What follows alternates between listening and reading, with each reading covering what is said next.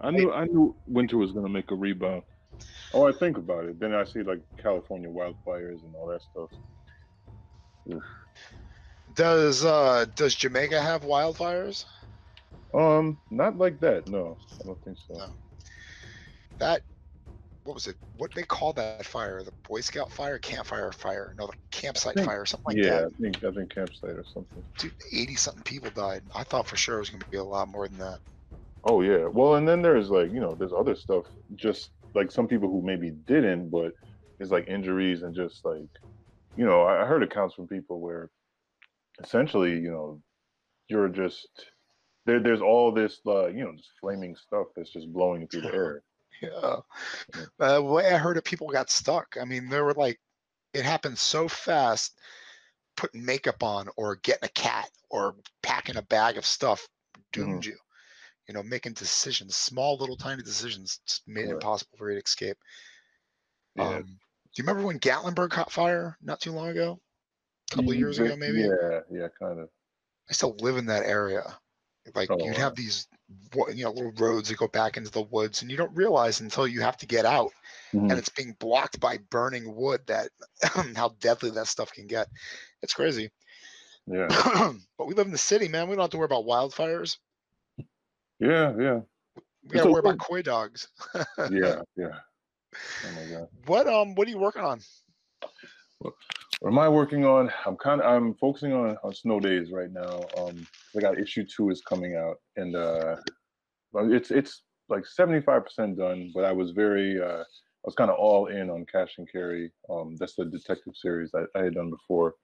So I just did book 2, and it was like 60 pages, full color work. So that was like a good chunk of last year. So it kind of took me off the Snow Days for a bit. So now I'm trying to knock out Snow Days because I have another project coming up in May, that I'm really excited about, and I kind of can't really say too much about it yet, but I definitely will at some point. Does it start with a B and end with an N? No, I was certainly saying Batman, but Is it about Batman? I wish. No, no, You no. wish It's an indie that'd be cool as project. hell, man. I guess you could get hired on DC because you're a fantastic artist. Get your own book. Oh, thank you. Yeah, yeah. It's funny. I was just talking to somebody about that. Like, I certainly wouldn't pass up any opportunity. But it's funny. Like when I was a kid, like I very much, like anybody who loved comics and got into comics, it's probably Marvel and or DC. What else And did you have? I mean, you're my age. What did we have when we were kids? Pretty much the standard, right? yeah, like they were definitely the standard, and there was cool indie stuff, but it's same. But I feel like now like things like the internet and just the world has caught up to maybe making indie books more available. But like Well, I you know, agree. But you're an indie comic book yeah, writer yeah, or what do you call it? Not writer. I mean, or developer, artists, yeah, publisher, I kind of like the catch-all word is definitely like cartoonist because it kind of covers people cartoonist. who Okay. do both.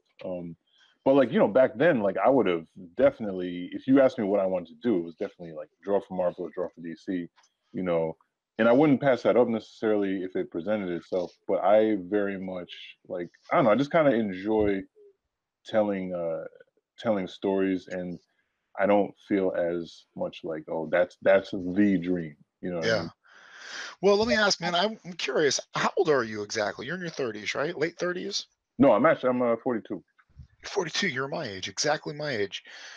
So, I mean, 89, Batman comes out. Yeah. You're floating around Albany in the summertime. You go to comic book stores, and are the indie books there for you to say, what is this stuff and explore it? Or do you have to dig deeper than that? I mean, There I was didn't get into some. indie stuff as a kid. I mean, I didn't really, when I was a kid, I knew Spider Man. And Yeah. I beeline directly to Spider Man. I didn't really get out of Spider Man at all. But I Yeah. read, library books. I was totally into anything I could get my hands on that way. If it had pictures, after a certain point, I stayed away from it. Unfortunately, I wish I had found a way to invest. My brother got, I think I told you, that bug, the comic book bug. Hmm. But how did you did you get to explore indie books, and what were they like in your childhood? Well, I did. It's funny because I have a two-part answer. I did, but not in definitely the bulk of my comic book consumption was definitely Marvel and DC. A little bit more Marvel and more DC. Like I was big on Batman as far as DC was concerned. In more recent years, I've kind of gone back and read a lot of old DC that I missed when I was a kid, because I was really hardcore into Marvel. But but there were like there was a comic book shop in Albany called Earthworld. It's still there. I still go there occasionally, although now I go to a different local shop a little bit more. But Earthworld, the really cool thing about Earthworld is, of course, they had like all the Marvel stuff stocked up, but they would have a pretty nice indie section. And so I would kind of like, I would get my Marvel books and everything, but I would also definitely like, if something caught my eye on the indie shelf, I'd pick one up, and you know what I mean? So like, I had like little pieces and things. Back then though, like I really followed the Marvel, so I'd get Spider-Man every month. And then maybe a cool indie book, I'd like pick up one here or there, So that was kind of how it was back then. Like now, just I'd say more often than not, like a lot of my consumption is indie, and it's not even like a purist thing. It's just like a lot of the books. There's just so much good indie stuff right now, and so it's kind of, I don't know, it's just kind of captured my imagination. And I guess I relate to it too, because it kind of the stories that I've been a part of or I've been interested in telling have been more indie stories.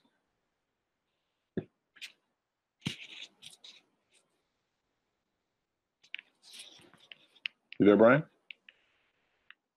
Oh, sorry, man. I had you on mute. I'm talking to you. I'm like, oh, okay. He's really quiet. No, what were the indie books like about when you were a kid? Were they like, let's see, we had like the plot lines and whatnot. Yeah, I remember definitely. Well, so right now, right, like Love and Rockets is one of my all-time favorite books. I discovered Love and Rockets kind of late, like more in the mid to late 90s, but it actually was out since I was a little kid. It's been out since the 80s. Love and Rockets, that's on your list, isn't it? Yeah, check it out. Yeah. I think I've seen that one. The art's crazy, right? It's really busy. Yeah, like just really cool art. And that's another thing I was just talking about with somebody the other day is it's created by the Hernandez brothers, and they the first collection of it, or initially the series was kind of almost like an anthology, and there was three brothers initially. There was Mario Hernandez, Gilbert Hernandez, and Jaime Hernandez, and they'd all kind of trade off, and they had different stories they focused on. As time went on, it really was more just Gilbert and Jaime who were the main creators on it.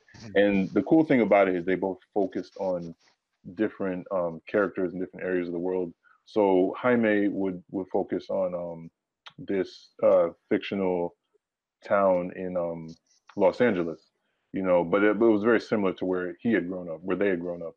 And then Gilberto would write about Palomar, which was this South American country in this town. But like he just had they had this really dense mythology that they would just build on of their characters in their little worlds. Like, so in each of their respective stories, they would have characters you would be introduced to, but then it's like almost like the camera was slowly pulling out and you'd be introduced to other characters.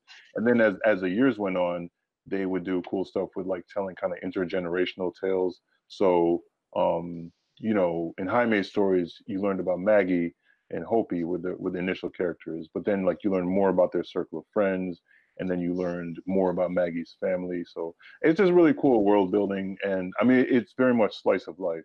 Although the interesting thing about it is they would at times throw in like some sci-fi elements or some superhero elements, but it was not at all a story that was about those things. But it's just kind of like that's just kind of how they were. You know what I mean? Like it was just naturally made sense to the story.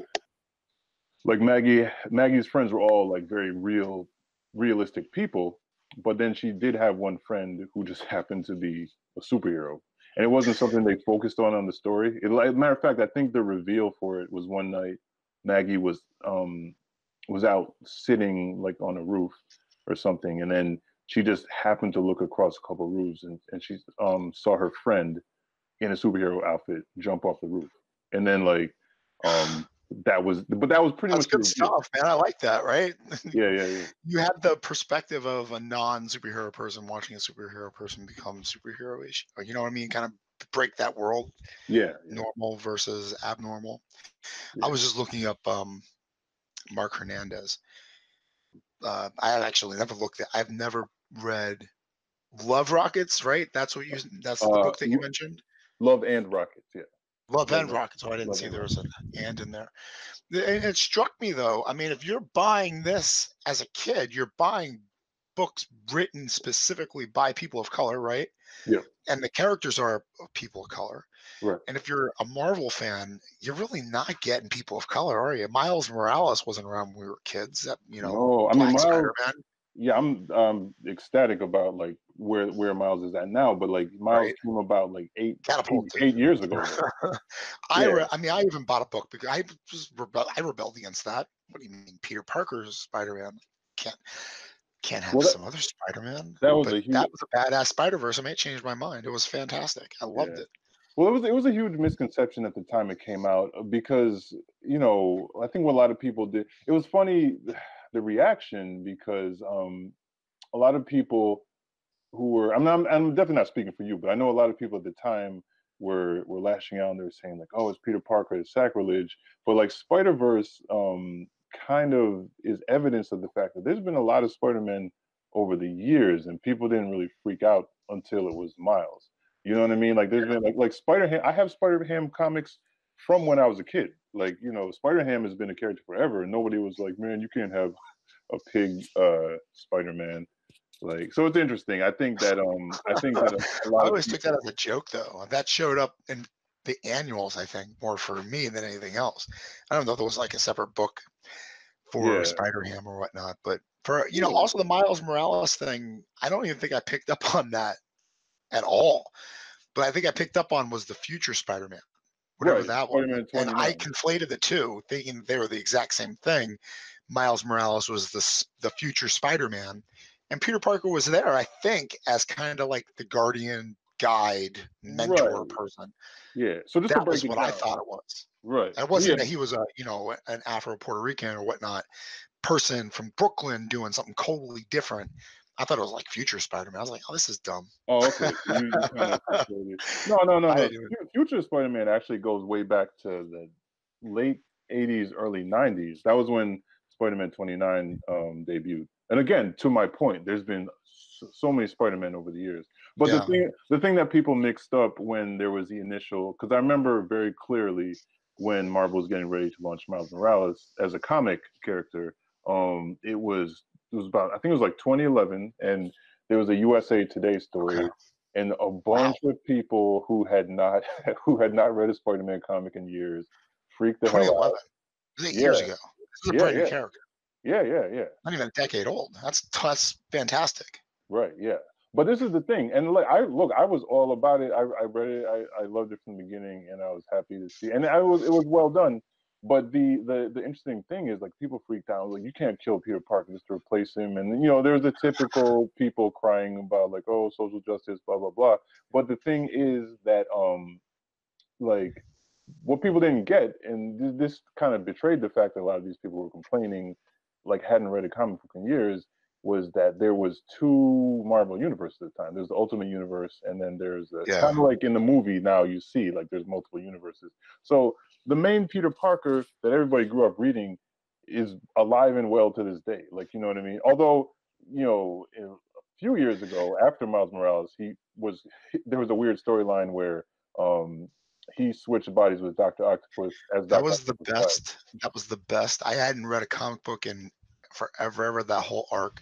This And then I went Superior out and Spider-Man? got, oh God, yeah, the Yeah, whole yeah, yeah. Octavius taking over Peter Parker and turning into kind of like a good guy, and at the end making the ultimate sacrifice or letting Yeah. Peter Parker take over. It was a fantastic arc. I No, freaking loved that one.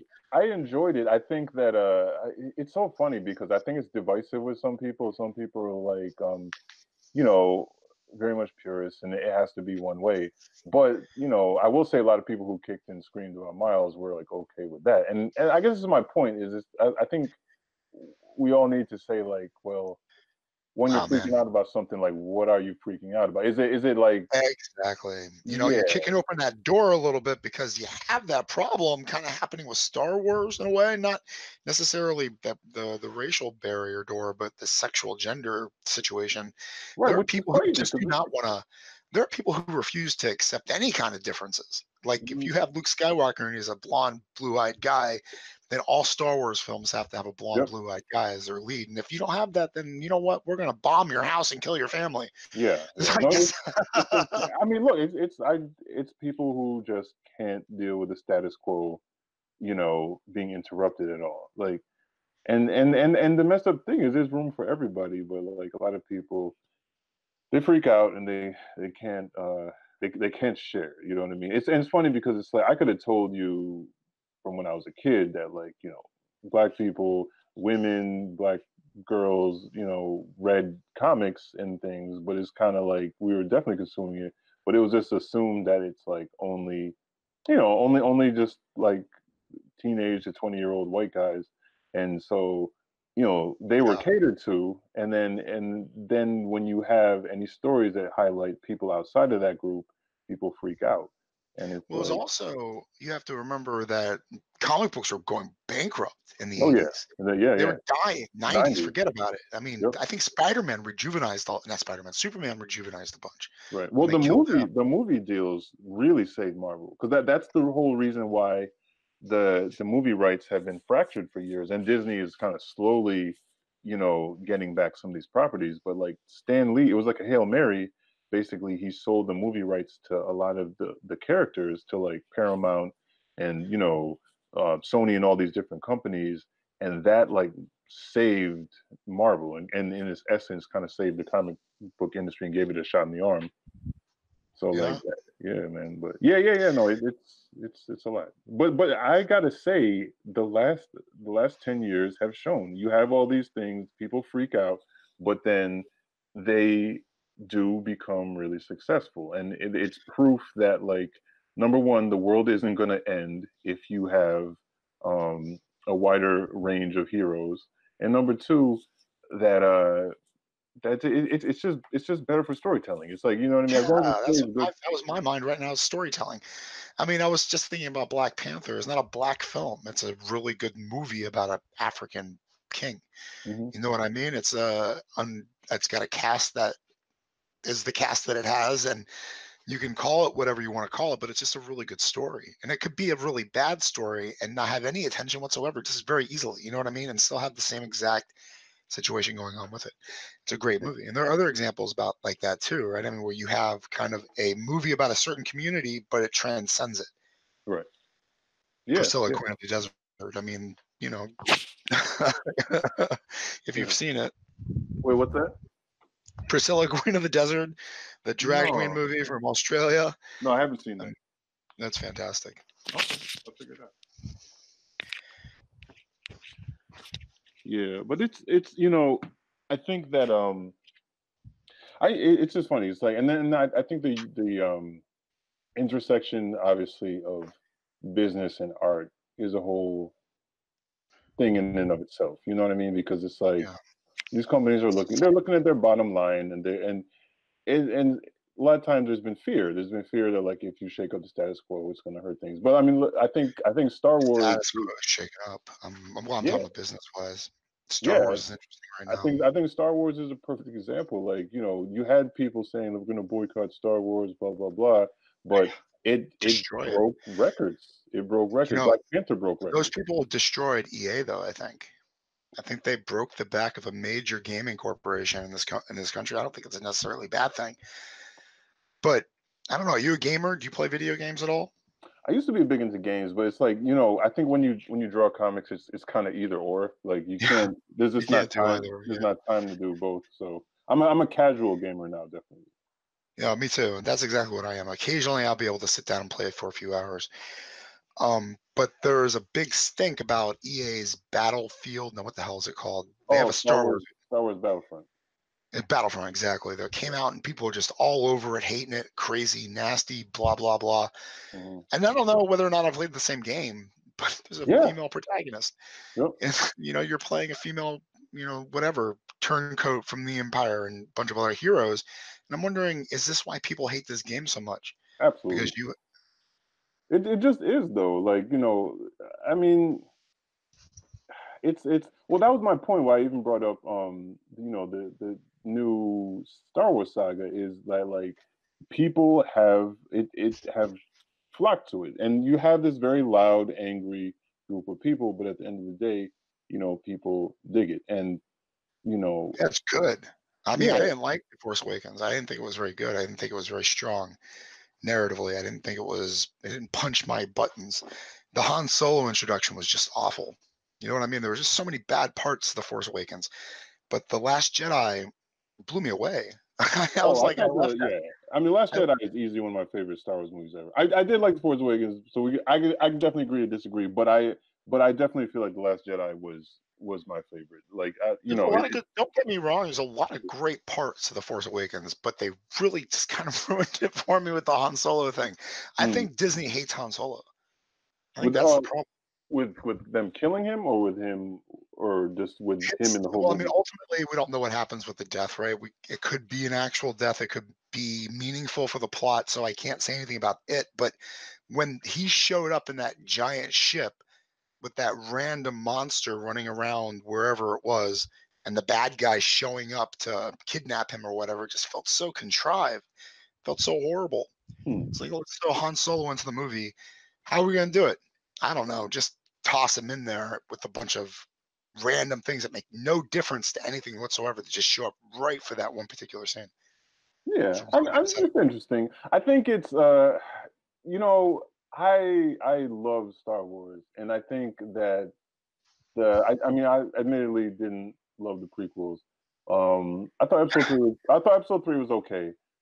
Are With you? Are you? How are you? Are you revisiting that and maybe changing your mind? You have kids. You have a daughter, right? I think.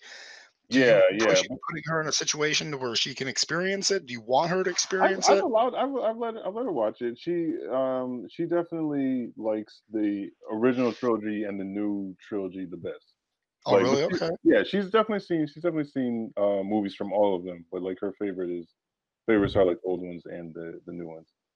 I Um, mean, I'm really happy to hear that the prequels are becoming classics. You know, they've got a huge fan base. They yeah, made billions of dollars. I mean, they were successful films. right. Well, I don't bash them. I think that just is Oh, I what it can is. bash them. Yeah, well, no. Listen, I used to, but I actually had an experience where, I mean, my wife similarly like is very much not a prequel fan, and we would like bash them together, but like we were in a situation, with a younger person who, and my wife was kind of going in on the prequels, and they were Mm. like, I liked those movies, to me, and then in that moment, I was like, oh man, like maybe it's not all about us. Like, you know what I mean? Like Yeah, that for a exactly. That's what generation. George Lucas said. He said it wasn't about you guys anyway. It was about the Well, kids. George Lucas. He's an I, asshole. yeah, like I love his work, but I think he sometimes has kind of been full of shit. But like, I because his whole thing is like he's very much been very sour grapes about any movies that happen after him. Understandably, because it was his baby, but also nobody put a gun to his head and asked him to take all those billions of dollars, from Yeah. Disney.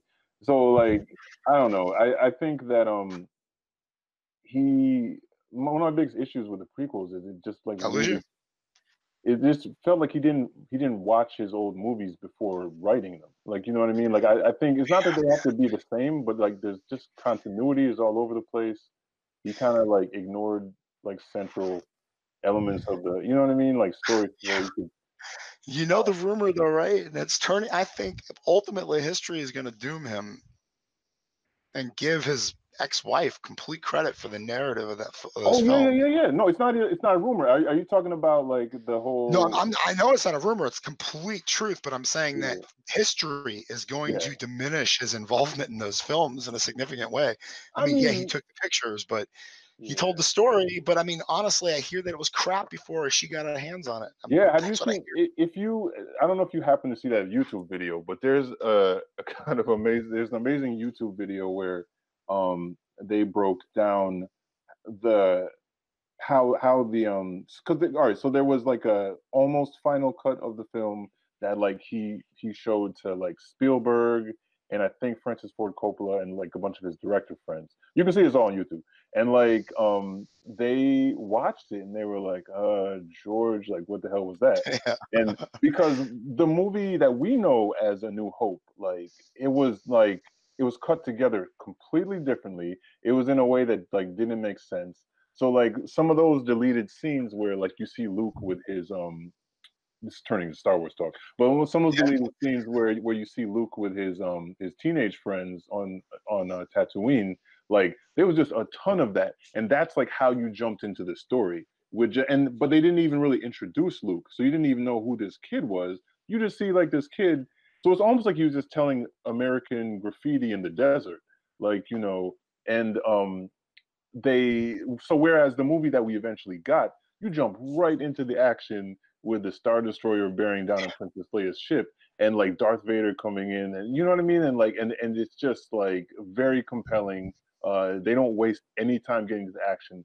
The original cut of the movie that he was going to put out, like it was not that at all. They just kind of threw that in almost incidentally. You know what I mean? It would not have been good. It would have gone away. We would not known about it. Ice pirates. Yeah. I mean, that's what happened. But then what happened? What he was making. That's what the capabilities were. And on the editing on that first film, it doesn't show up in the second film. It doesn't show up in the third film. It doesn't show up anywhere else ever again. It's a complete accident. This woman probably loved that man so much, she invented ways to make his film better. No, they did. That, that video is like pretty amazing because they kind of break down how they went about making it make sense and editing it together properly. So and I'm not. It's really easy to hate on George Lucas, but like I think he's done a lot. But I think that there were so many people involved, especially his ex-wife. You know what I mean? Like who helped make Star Wars as great as it was. But it's one of those things where like you kind of get a guy that's got a name and like people want, it's their success story and it's not necessarily all the many people around them. But yeah, I mean, hopefully, I do hope that his wife in the long run does get more credit. She doesn't, though. I mean, history's washed over her. She's gone, right? She stepped out of the industry for whatever reason. Maybe it's because of a Me Too story. I mean, that's exactly what it is, right? I mean, she was pushed to the side, not given full credit for what she did. Yeah. Same as a lot of people. I mean, absolutely. I mean, it's a horrible industry. I mean, we talk about Star Wars in terms of what motivates us to create, right?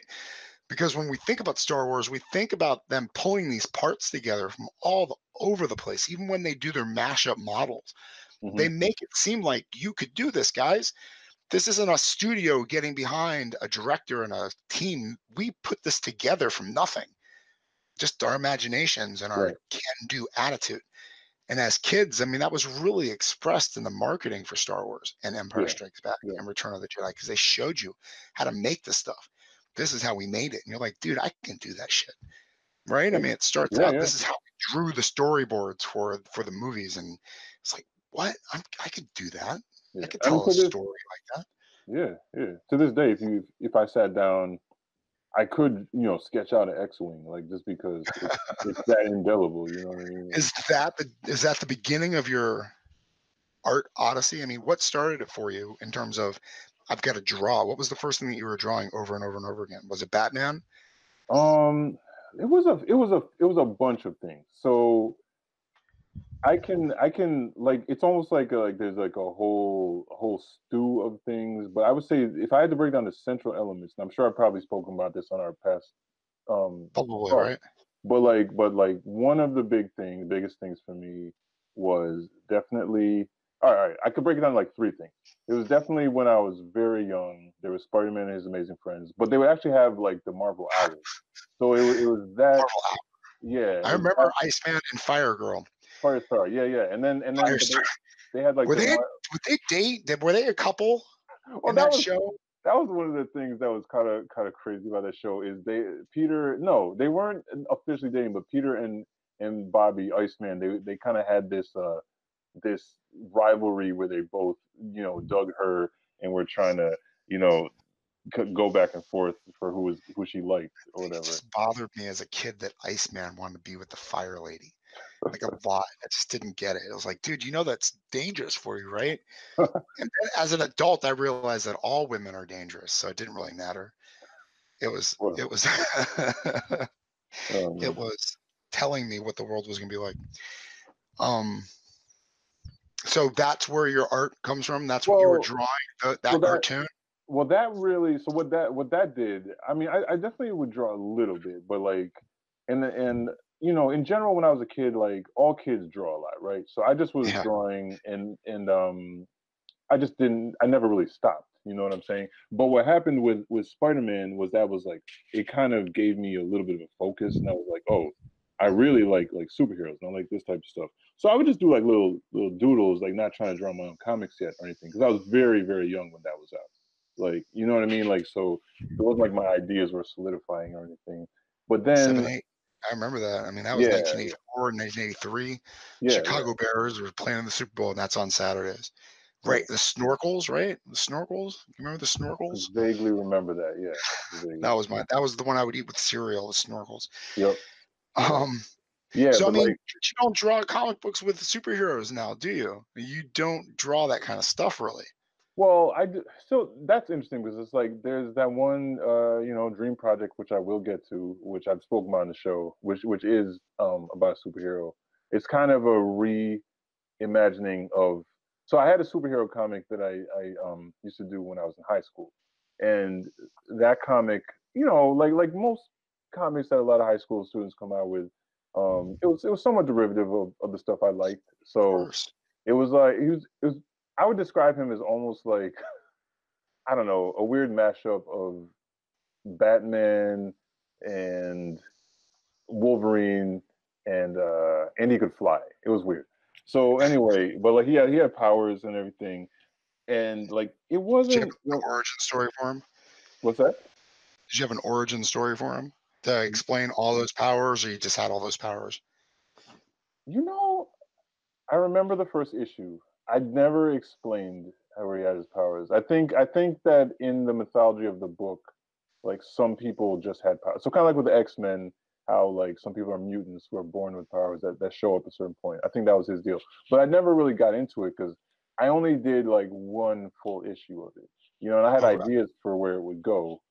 So but I didn't get into it. But it's funny because so in the subsequent years since then, when I've kind of you know, my storytelling is obviously my own now, and it's a lot more original. It's not like just like oh, I'm gonna.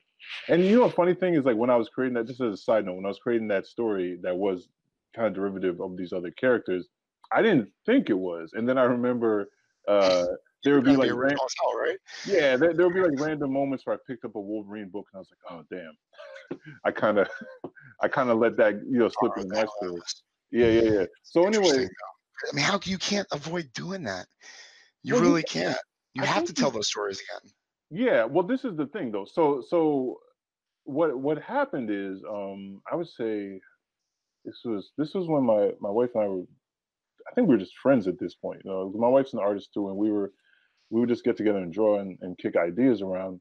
And I I had this story I wanted to tell about this uh, lady who was a superhero, and specifically, and she was a black woman who was a superhero, and I wanted to kind of like tell about like what would life be like for her. That maybe it wouldn't just be simple, like you know what I mean, in the ways that not that any superhero's life is simple, but like I wanted to kind of like investigate what that would be like, and I also wanted it to kind of have like a comedic element to it, like not like oh haha I'm not taking this seriously because superheroes are stupid, but just kind of like I had this vision for a book that was more about like just life overall for superheroes as opposed to just the punching side of them being superheroes. And I also wanted to have like a little bit of heart, and I wanted to have a sense of humor, and that was Hmm. kind of the beginnings of this story.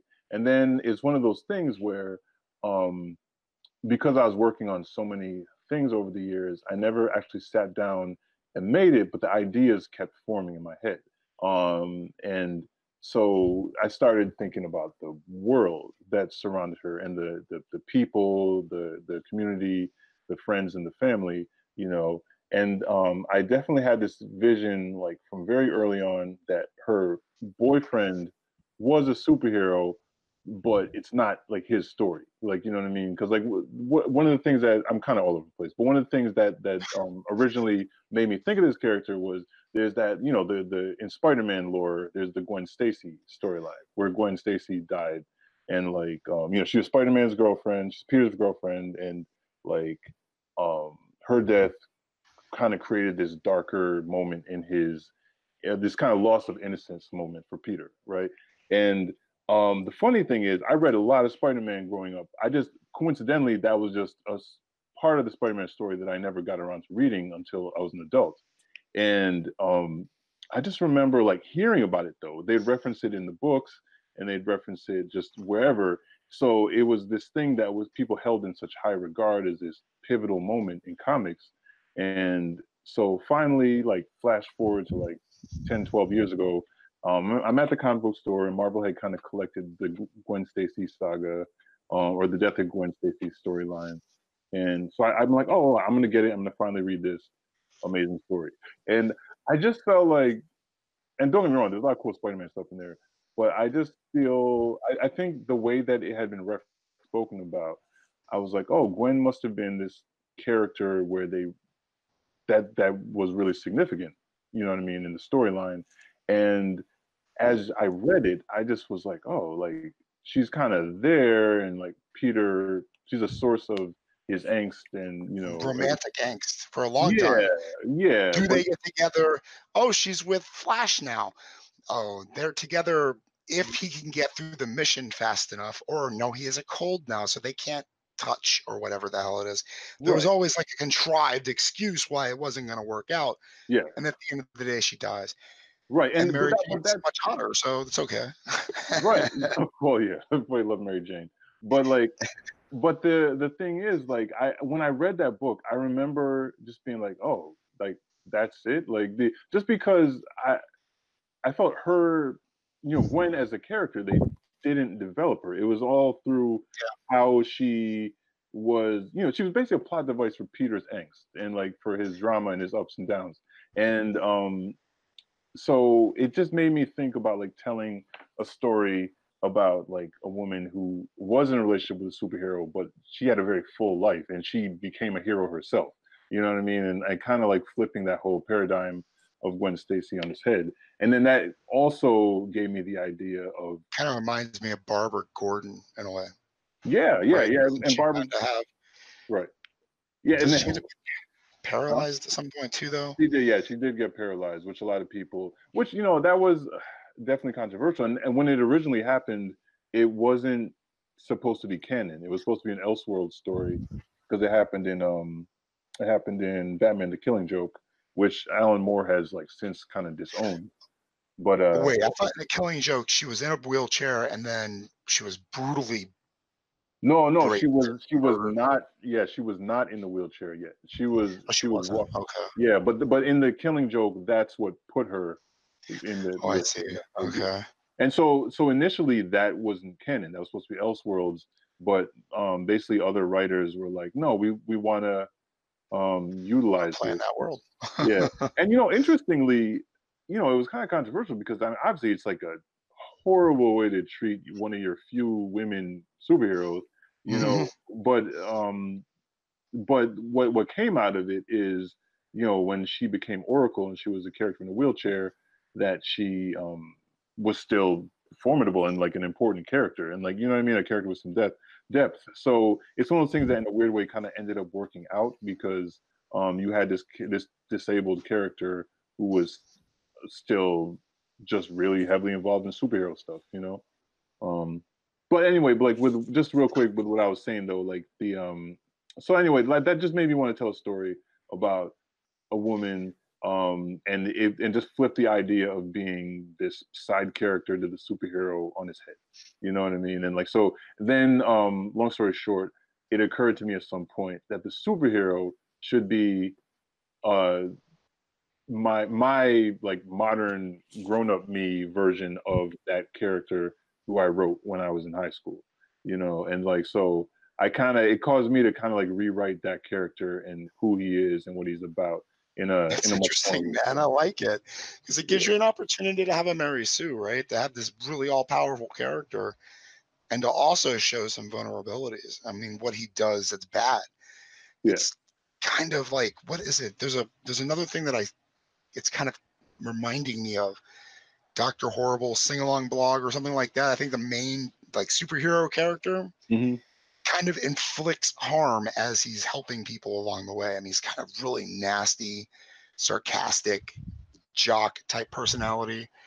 Yeah, he's saving the day, but Yeah. he's hurting feelings or he's causing all types of damage. I mean, it's really fascinating. And that storyline is really not played with very much at all. No, no, it's not. Yeah, and I mean, there's so, and it's one of those things where like I really need to get this story out because I feel like when you sit on, as a writer, I'm sure, like when you sit on an It's idea, different for me, though.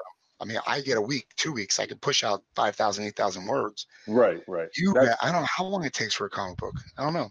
it It's got to be takes a impressive. while. Well, I mean, with a day job, man, it takes forever. But like, if I get frustrated because if I was just doing that, I could definitely get them done quicker. But it's a nonstop balancing act, basically. Like having a family, drawing comics, and having a day job. How long does it take? It I think depends I on the already asked length you this. Did you answer how long it took to get to get the which one, Snow Days or Cash and snow Carry? days? Snow days. Thank you. Yeah, snow Snow, days. Snow Days issue one, I want to say, well, let's see. Snow Days issue one was 30 pages. So we were initially doing it as a web comic. So I was doing a page a week. So it's actually less of a crazy pace than some of the books I've done since. Um, so I would do a page. It would go online on Monday, and then like people would check in for the next page. So the whole first issue, even though it's in print now, um, was initially told in webcomic serialized form, and it was written as an entire story, but it was just released page by page. So that one took me, I want to say, maybe a better part of a year. Is that And then standard to release a page by page like that? in webcomic format, yes. Some people do webcomics where they do 2 pages a week. You know what I mean? Some people do like 3 pages a week, but a lot of webcomics will do 1 page a week. Okay. That being said, like no, like a page a week is not standard in the comic industry, at least as far as like Marvel and everything. Like that, Marvel and DC deadlines are crazy. They're like a page a day, and you know, that's kind of impossible if you're also working a full-time job. So Uh, yeah. yeah, yeah, I no, mean, it's very interesting. I mean, we came into this conversation wanting to talk about what motivates us to create, right? yeah, And that kind of brings up the subject of why we're creating and what we're creating and how we're creating it in the modern world. hmm I mean, when we were kids, they were doing something totally different. Then a month to put out 20 pages. yeah, yeah, A month to put out 20 pages, and you're doing a 1 page a week. yeah. And And now, I this, mean, oh, go ahead. I'm sorry. no, I don't know. I'm just talking, Yeah, figuring. like it's funny. I mean, like motivation. That's a very because I've had to ask myself that about motivation with comics because especially because comics in general, I think this was one of the big myths that was kind of busted for me was the idea of I don't know rich comic book creators or like and I can't tell you like I've had times where you know I've spoken to or interviewed people whose comics I grew up reading and I was like in my mind I'm like well that person clearly must be doing pretty well you Alan know Moore, right? I imagine he's in a mansion someplace. I think Alan Moore is probably good. Yeah, I think Right? I think he's one of the. But I'm talking about some of the more the people that just were like really talented and they were on like very memorable books.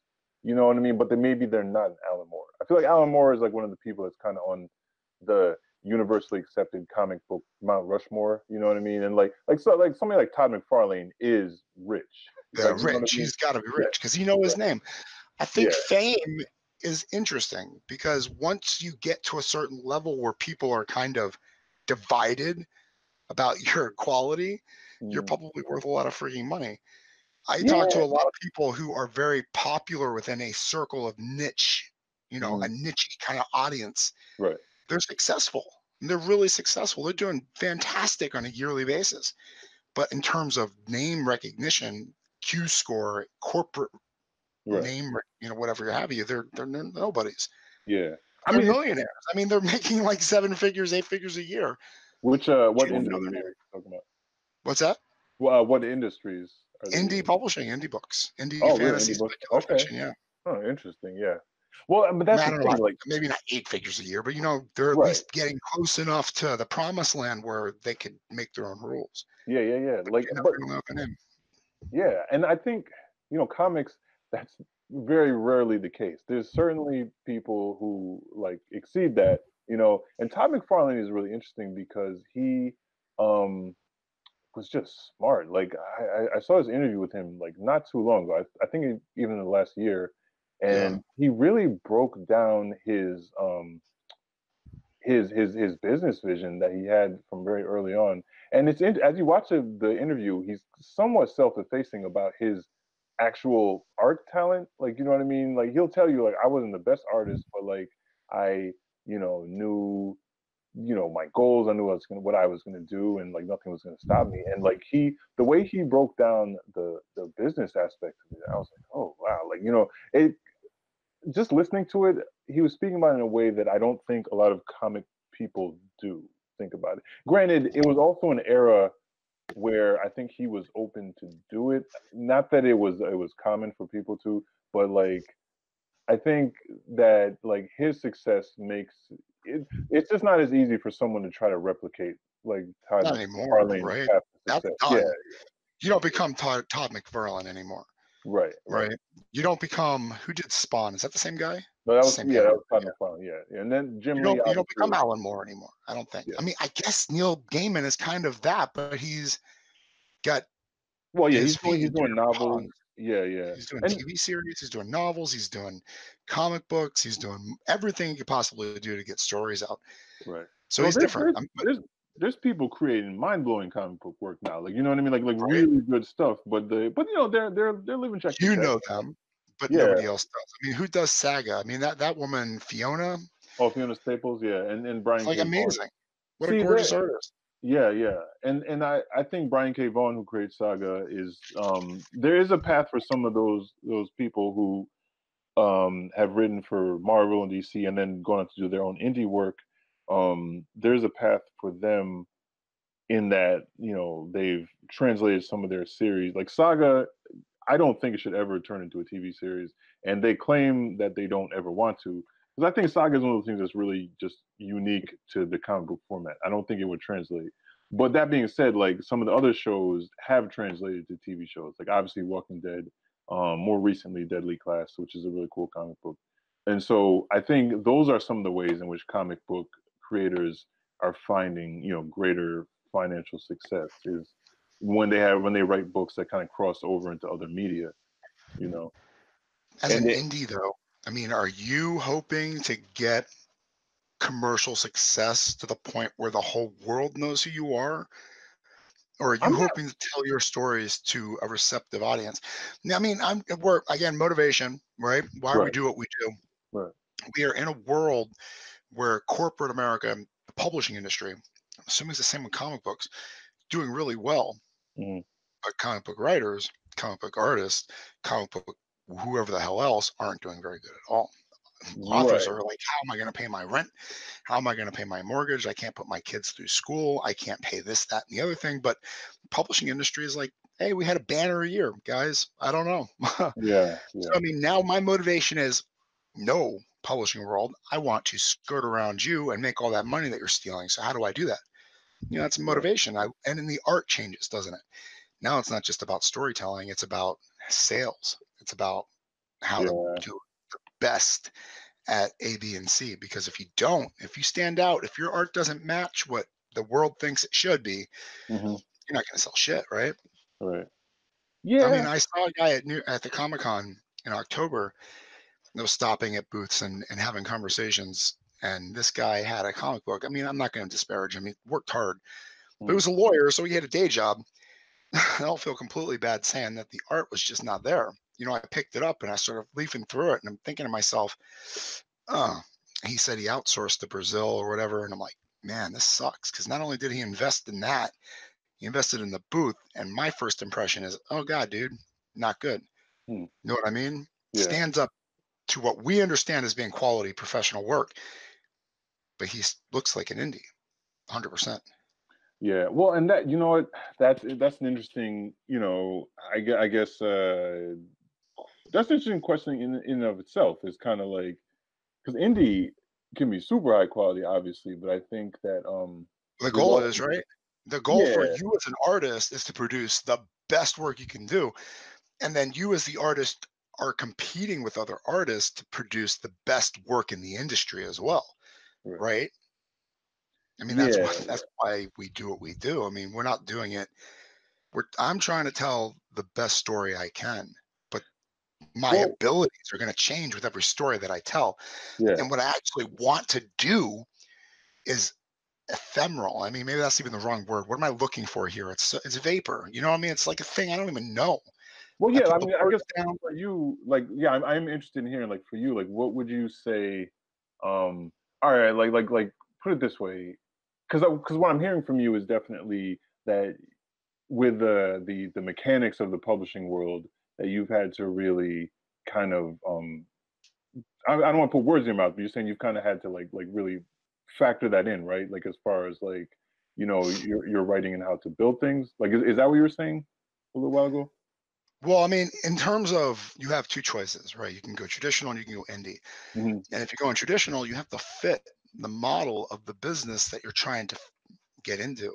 Right. Like they have an idea for their year or their decade or whatever, Yeah. and they need to sell you. I mean, they need to make money off of you. And it's really interesting. You're looking at J.K. Rowling. I mean, what a ridiculous cliche thing to bring up. But, Right. Right. you know, she's trying to sell to these publishers who told her no to Harry Hmm. Potter. That's a billion, you know, however billion dollars that idea made. Hmm. And they chose to publish like reality TV star books or whatever. Yep. So, I mean, you're going to get told no by those people. Yeah. You're going to get Yeah. told you're not doing enough. You're not good enough.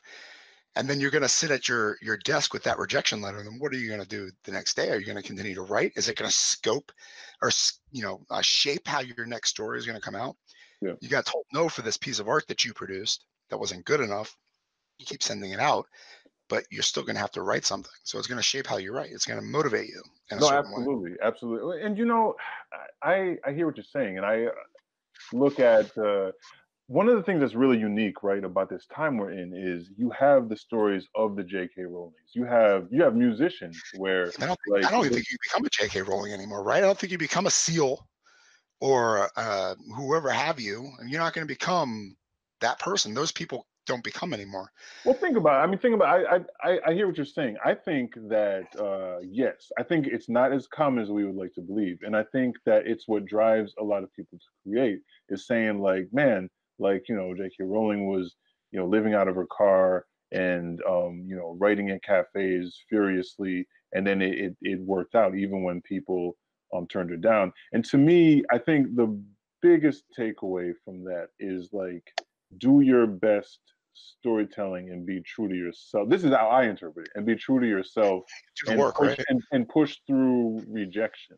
Like, Do the work, but also do work and educate yourself on whatever your chosen right? field is. So it's like if you're a sci-fi author, educate yourself on being the best sci-fi author, how that works. Educate yourself on if you're a comic writer, you know what I mean, et cetera, et cetera.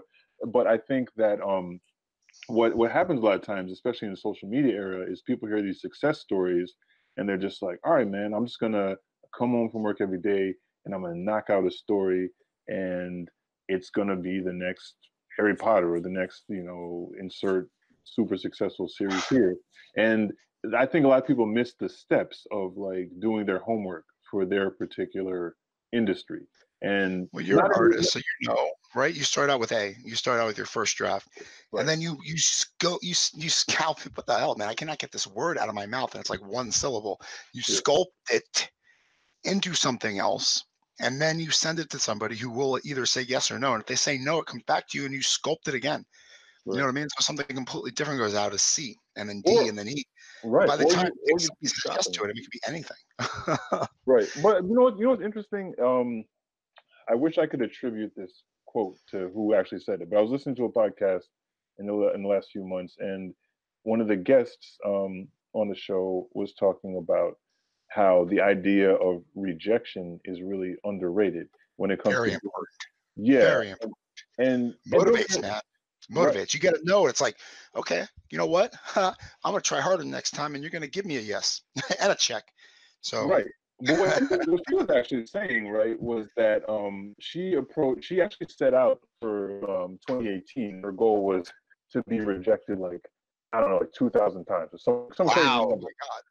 And so, but what came out of it is she had her best career year ever, and she did get those whatever number of rejections she was going for, but she had her best career year. And the reason is, even though she got like a record number of rejections, she also was putting herself out there on a wider level. So the same way how like J.K. Rowling's story got turned down, but then the same story was like somebody took a chance on it and it became the phenomenon that it is.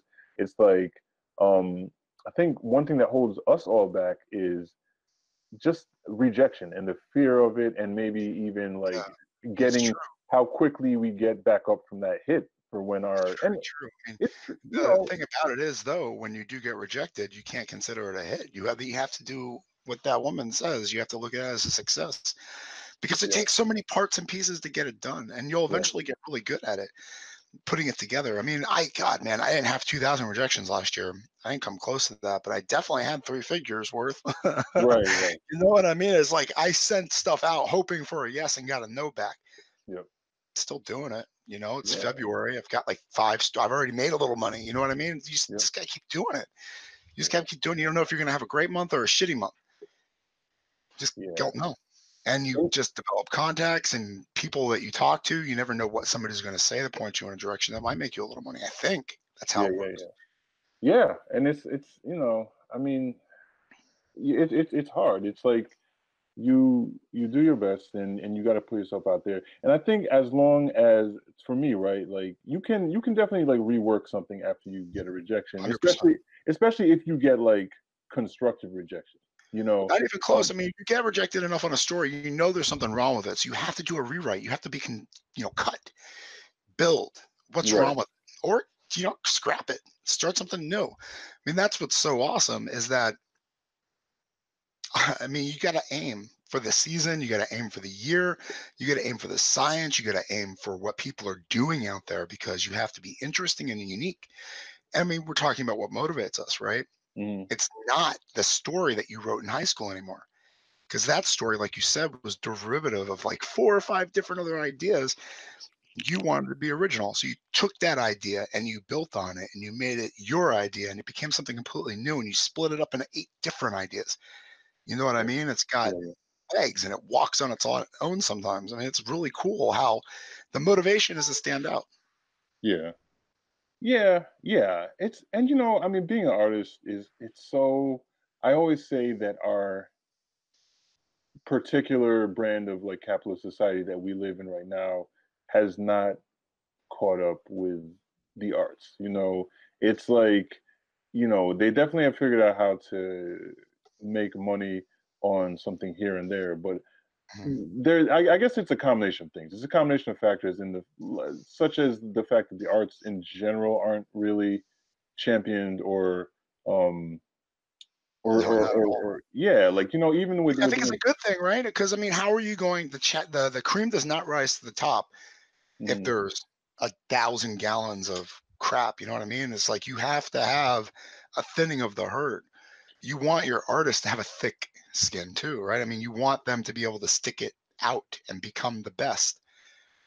The weak ones yeah, will fall off, right? I mean, the weak ones will stop writing. The weak ones won't do it every day. They won't look at a 6 foot by 8 foot canvas and go, I'm going to fill this thing. right. I'm But going to do something amazing or whatever. yeah, And they're like, fuck it. I'm going to watch TV. no, I hear that. I hear that. But so I guess when I was actually speaking about the arts not being celebrated in the sense of so yeah, there is that, right? Like there's the fact that it's there's going to be a thinning of a herd and that type of thing. But in addition to that, there's the fact that I'm more talking about, like, say, in schools or just society. Like, what you'll see a lot of times is, and I can tell you this story a lot as an artist, because I'll just be in a situation where it's not like I wear a shirt that says I'm an artist, or I wear one of my paintings on my shirt all the time, but it'll just be a situation where it'll naturally come up that I do art, or somebody will say, like, hey, Marcus, paints, or Marcus does this. And people always inevitably say the same thing. Oh, that's really cool. Or if they see my art, they're like, wow, that's really cool. And then they'll say, like, I can't even draw a straight line, or I'm not an artist, I can't be an artist. And I guess what I'm talking about is more the idea, I'm of a belief, I'm very much not elitist about being an artist. I think I always tell people, like, if you make art, you're an artist. Whether that art is, like, you just like to get up on Sunday mornings, pour a cup of tea, and do, like, a watercolor looking out your window or something like that, but you just do it occasionally, you just dabble, you know what I mean? You're an artist. Like, I mean, you could say, like, are you doing it as a career or not? That might be different. But I don't Very think interesting. I Of don't course, think you do an art, but you're also a professional, right? I mean, you're working. right. This is an idea. I meant to bring this up earlier too. I mean, with the J.K. Rowling mention, Mhm. what she did, what Neil Gaiman did, what Todd McFarlane did. Is it McFarlane? You Yeah, can't do McFarlane. it anymore. That's done. I mean, now we're like on a 3-month cycle. You might be able to catch a wave for 3 months that'll give you a couple thousand followers, and then you're gonna have to find something else. I mean, things are just constantly cycling. Even Yeah, TV shows. I mean, you're not going to find a show that's been on for 8 years that 300 million people are going to watch the end of. It just is not going to happen anymore. Star Trek right now is pulling in 760,000 viewers per episode. It's ridiculous. I it mean, is. things It are is. different. The world is a totally different place for a creator. Yeah. And Yeah. Twitter wants you to buy followers. Facebook wants you to buy ad time. They don't care about your whatevers. They'll put a break on you, I think. But see, that's a whole other thing in of itself, because it's like the idea, it's it's fascinating, and I feel like that would be a huge tangent if I even brought up the whole Fire Festival thing. But, like, what I will say, just to quickly reference it, is, um, it's this story that really gets at, like, all those people were able to be defrauded because the They want to modern hang out with fake celebrities.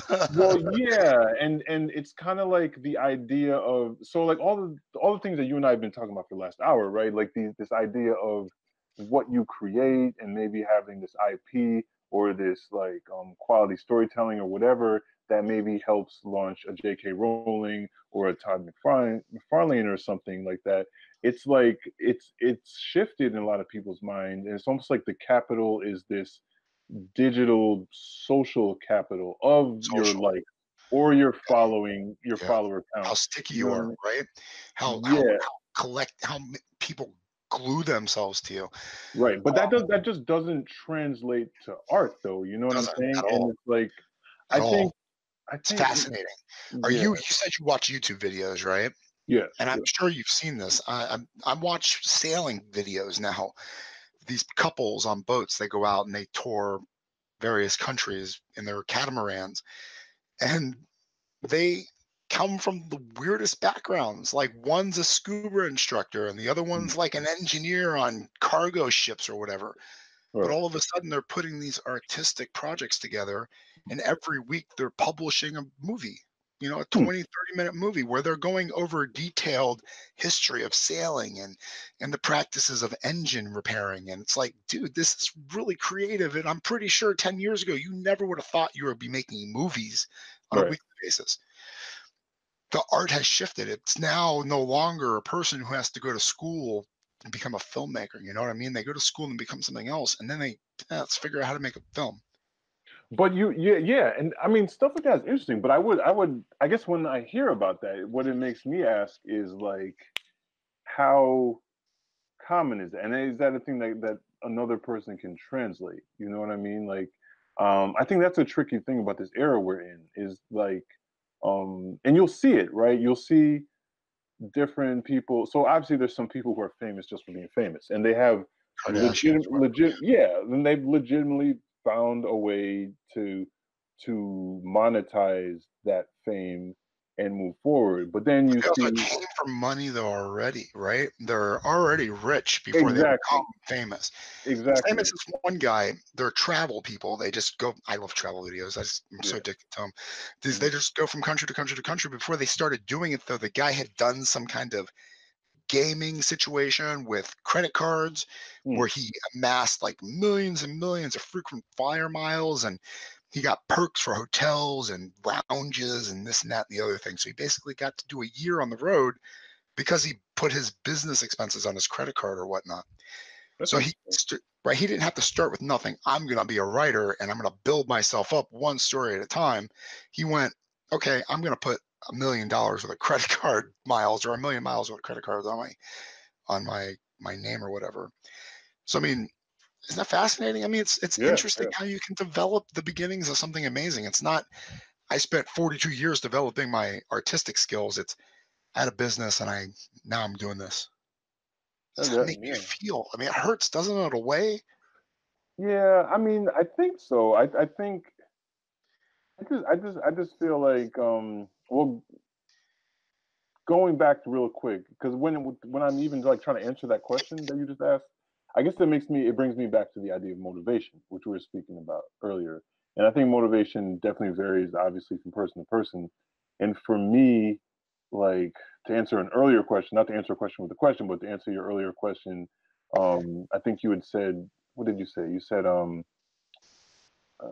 think you said something to the effect of like what as far as like goal, like is the goal maybe for me to have my work known by like millions and millions of people, or is it, you know, something a little bit more modest?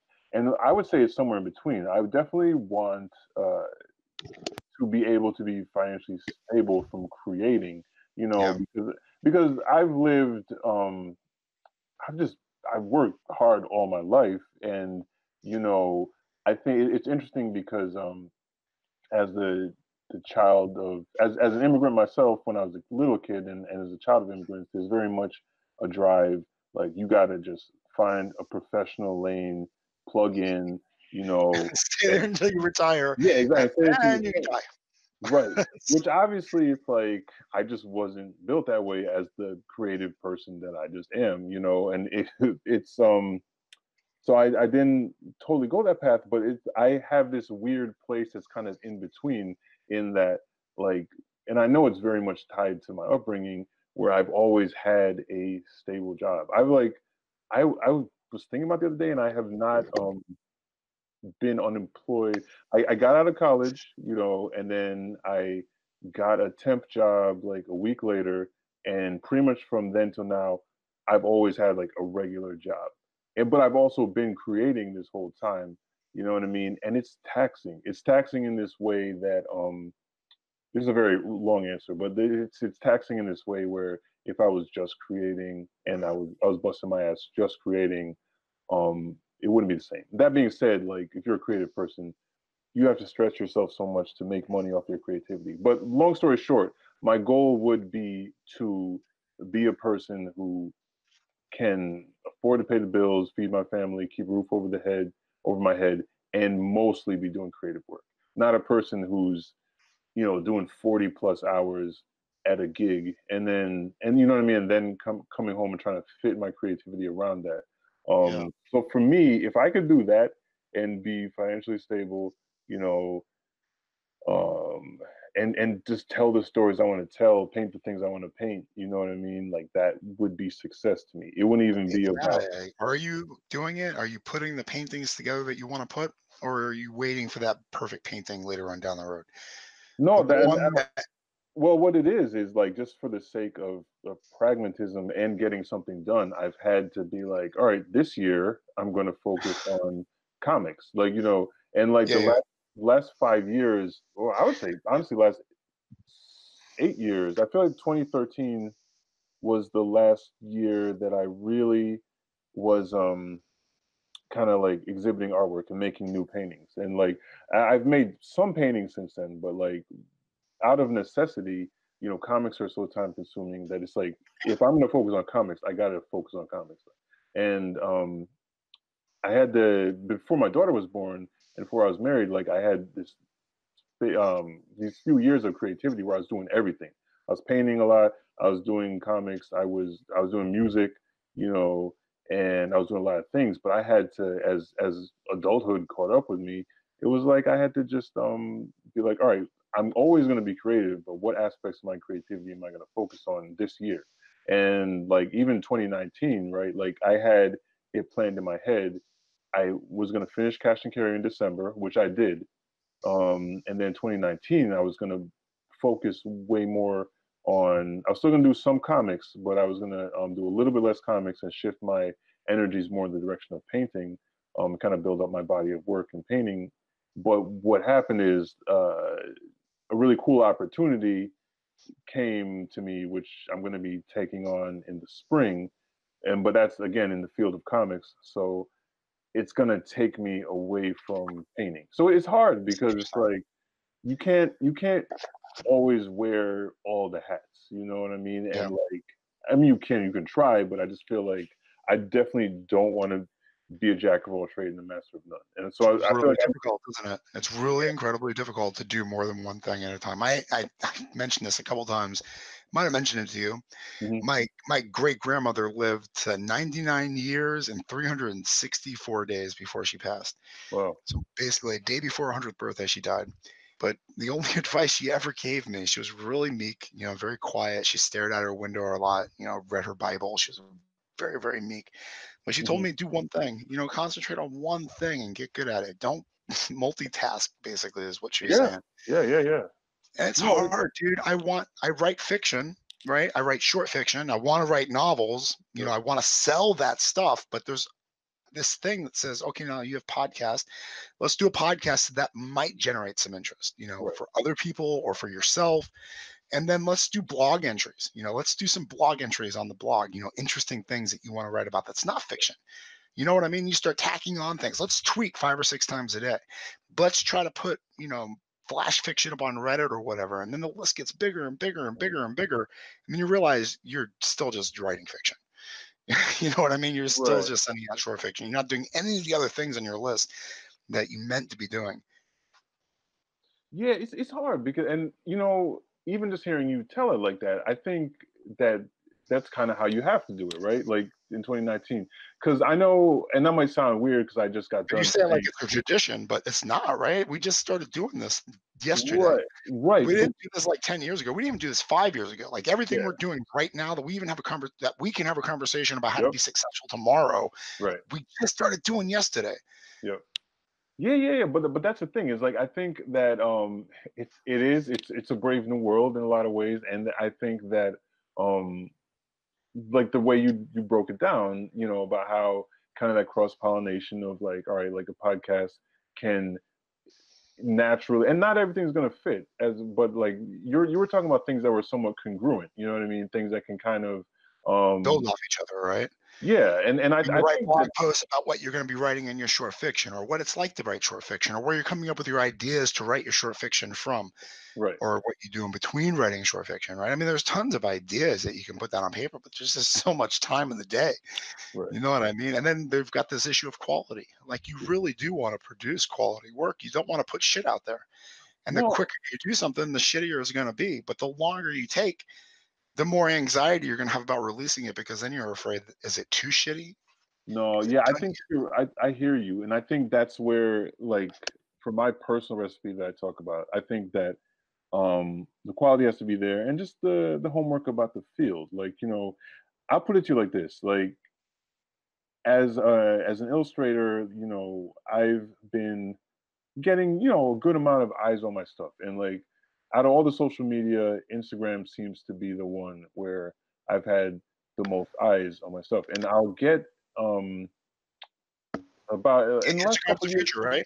I keep yeah. hearing about Instagram working for people, but it was like Snapchat a few years ago. You know what I Well, yeah, mean? but yeah, and I don't know if it's working in the sense that, I mean, obviously not like, well, again, even going back to what we were saying about 20 minutes Yeah. ago, like likes and follow, and believe me, I'm not one of those people with like 20,000 likes or followers or whatever. But my point I don't is, even know how to get that, right? It seems like right, it's not even possible. but It's like, that's how do not I even. have 1,600? It's like, Well, I it do. I doesn't definitely do grow. see some visual artists that manage to get that, and that's awesome when you see it. But that's not my personal goal. But the reason I even bring up Was it Instagram, theirs, do you think? Or did it just happen? You know what I mean? I Is it think for was it some like, I'm people, gonna have 20,000 followers and only followed 200 people back? yeah, I think it varies from person to person. Some people probably had that plan. Some people saw it naturally work out that way for somebody, and they worked the game to make it happen. But Nepotism, right? yeah, maybe, Something's happening there. Something weird's happening. And it's not yeah, just us. I mean, I know you were on a different path with that topic, but yeah, I mean, something is really crazy happening with the social media stuff. Like they're billion-dollar companies not worth $1 billion, hmm, basically propping up our economy with their fake numbers. yeah, It's not just Twitter, it's like all over the place. Reddit, I don't know if you're on Reddit, but they just had like $150 million investment from China, mm, like a Chinese censoring firm. And yeah, Russia jumped on board too. So it's kind of like, dude, what the fuck is going on here? yeah. Are It's you guys gonna weird. be like rounding people up soon and like killing us? What's gonna happen? Yeah, it's very strange. And I mean, I think that obviously the farming of information and all that stuff, that's a constant subject of interest because that's the at the core of all of these businesses. Do you know what I mean? It's the reason Yours we too. can, yeah, Mine too. I mean, we want to know who's interested in what we're producing. And that's basically what this is. I mean, I don't necessarily care if somebody finds out if I'm a fan of Star Trek because I put it out into the world so that I get other stuff like Star Trek back. You know what I mean? mm, That's the kind of information I'm going to send out there. I mean, I obviously don't want credit cards or social security numbers or blood type or whatnot yeah, but being it's out in it's, the world. But it's I guess it's more the fact that like just the idea of people close Facebook and they think like, oh, Facebook isn't all up in my stuff, but what I mean. So you're browsing the internet and you're doing shopping for your family or whatever, and Facebook knows everything you're doing even when you're not doing it through Facebook, and so they're like, oh, you have two kids and this. So it's yeah. just it's weird, you know what I mean? And then you've seen like where But you're even putting that information out there. You know what I mean? I mean, it's unfortunate. And the fascinating thing is that we buy these boxes with these microphones that are constantly listening to everything that we say. yeah, yeah, And we it's sign the agreements. I mean, these 90,000 page things that say basically, this is our stuff. We'll do what we want with it. If you want to play with it, then you have to sign. right. You have no Yeah, choice. yeah, yeah. You can't check. I don't want you to listen to this. I don't want you to do that. No, you just have to sign it. Yeah. Done. I mean, Yeah. you have no choice. Well, it's like, and that's the thing. It's like with any industry that gets huge, like quickly, it takes on a life of its own, uh, and once that snowball is rolling, it's like you're not stopping it. You're not stopping it.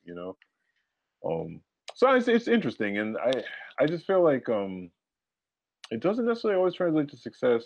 Um, One thing I was gonna say is that like as I've had, a few more eyes on me as an illustrator, I'll get people reaching out to me who will say like, "Oh, I've written a book," um, and and I'm like, "Cool," and like they want to talk to me about it, but then I'll have situations where they ask me for a price quote, and I give them a realistic price quote, and I either don't hear back from them or they're just like they don't necessarily think that it's realistic, and it's because we're in an era where on a positive note, like people are able to kind of bypass the gatekeepers in a lot of way, which in a sense is what you were talking about, even when you're talking about the idea of you're doing your writing and you're doing these other things, which kind Yeah. of all feed into each other, and that's us kind of being proactive and doing things to Doing other jobs. yeah, Yeah. yeah, exactly, What's and his name? Daniel Abrams said the best thing when I had him on the show. He's like, I'm a writer. I don't want to do the other crap. I'm not a book cover yep, designer. yep, I'm not a marketer. I'm not an editor. I'm a writer. I write stuff, and that's all I want to do. right. So And this man, is the thing, I and wish that's all I had to do because all the other stuff sucks. no, absolutely. You're preaching to the choir. I mean, I'm at a point where if I didn't have to do another social media post for a year, I'd be good. Like, because it's like you got to do it, blah blah blah. but at the same time, it just eats into time that you should be making the stuff that you're trying to promote. You know what I mean? So it's like it's a weird creature, you know. But at the same time, like um, with people reaching out, like these are a lot of people who have seen maybe a J.K. Rowling, or they've seen like another success story of somebody that bypassed the old system of like, hey, here's publisher X, you know, maybe I get an agent and the agent like really helps me knock on these doors, or maybe I just send manuscripts out blindly and hope something lands, Oh, that's you me. know. I mean, you look at prompts, you look at what they want, you Right. look at what they've already produced, you do your homework. But Yeah. like we were talking about yesterday, it was different, and we don't know what tomorrow is going to be like. I mean, the world is constantly changing. No, absolutely. Constantly changing. I mean, And no people that matter what, like you might chart your own path, but you definitely have to keep up with the times. You know what I mean? Like you can't necessarily do it based on what people might have done 10, 15 years ago. But you can be when you become Neil Gaiman, you can do whatever the hell you want. absolutely, You become a absolutely. Stephen King. I mean, you can become those. I guess I think you can. Who's the guy? Unfortunately, I'm gonna make this point by this morbid example, but who is the rapper who was killed in his car not like this last year? I'll Um, mispronounce his name because it's a weird spelling. He's got like was it the XX Taxion guy? Tayshion. Yeah, that's the Yeah, dude. yeah, yeah, yeah. Yeah, I don't know him well, but I know of him. Exactly. He's a niche following, right? He's the what is it like the what do they call it? Mumble rap? Right? Is he a mumble Yeah, rapper? yeah, yeah. There's that's definitely one term. Yeah, but I mean trap rap, I guess you could call it too. Right. But so it's so niche. I mean, Well, I don't know. I mean, it's pretty succcessful. I don't even know if you oh, could is call it it is it niche. that is it as mainstream as it was back in like the 2000s? I mean, yeah. Look, obviously we're the same age, so it's like I'm like a hip hop head, and like um, like '90s stuff, everything in early 2000s. Like I love hip hop, like but I will say there's been a cultural shift, and I don't hate on it. Kind of like our Star Wars conversation. I'm not like, oh man, this was all garbage. That being said, like I almost feel like generationally, like maybe this doesn't speak to me as much as some other things. But on a business level, like hip hop is like bigger now than it's been when a lot of arguably better stuff was happening.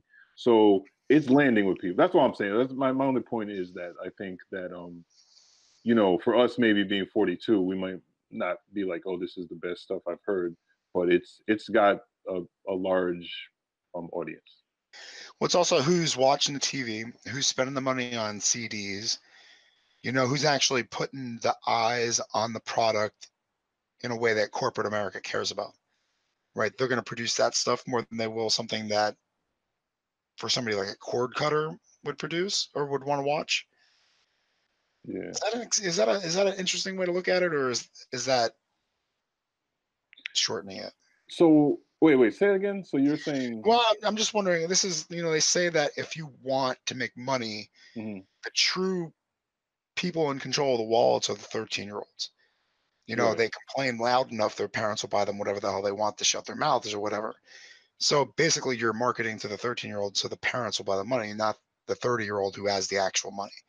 So if your eyes are on a product and you're going to actually buy the CD, the people who are making CDs aren't going to make things for anybody else who aren't buying CDs. They're going to specifically make things for people buying CDs.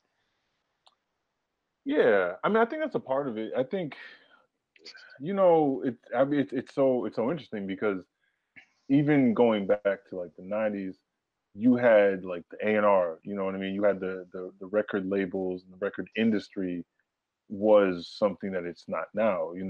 Like there's obviously people who still, in a music sense, are going with conventional labels. Which the advantage to that is the labels can do promotion, they can do things that's a real Aren't pain. those, aren't those the same people though? I mean, they're basically the same corporations that were out there in the 90s that are still trying to sell CDs and music today. Right, but They just want, think about it like this: like, when's the last time I mean, maybe you are still buying CDs, but even me, like, I have a huge CD collection, but I haven't been consuming my music by CDs because as much because it's just shifted away from that. You know what I mean? So that, and a lot of artists are, you know, either giving their music away, be it through streaming or even just other methods, and just banking on making money through shows and merch, you know. And so it's created this situation where, like, you might still have some people who are in the old school big label situation, but you have a lot of other people who are indie and like successful, you know. And Even the so people who are big on their labels are giving their stuff away for free, whether they want to or not. yeah, yeah, You know what I absolutely. mean? They're still their stuff is out there in a way that they have no control over. Yeah, because the business has just changed and people have adapted. That was my point exactly. Yeah, The people who are making that thing that's still getting produced or released for free right. are still trying to make money the old-fashioned way. They're influencing the business because Uh, they think that what they're selling, what actually people are buying, is the most popular thing. But actually, people are so diversified now. There is no one thing that's popular, yeah, yeah, and we're so small. I mean, I don't know what's going to happen going forward. But my motivation every single time I create something is that you turn the corner and there it is, like a big gigantic carnival waiting for you to explore it. yeah, 'Cause it can happen. I mean, you only need 20,000 people to have a worthwhile career on a yearly basis if you're smart about it. You don't have to be Kevin Hart with millions of people. You can be like small and still yeah, be really, really good making yeah, your art. yeah. Yeah, and I mean,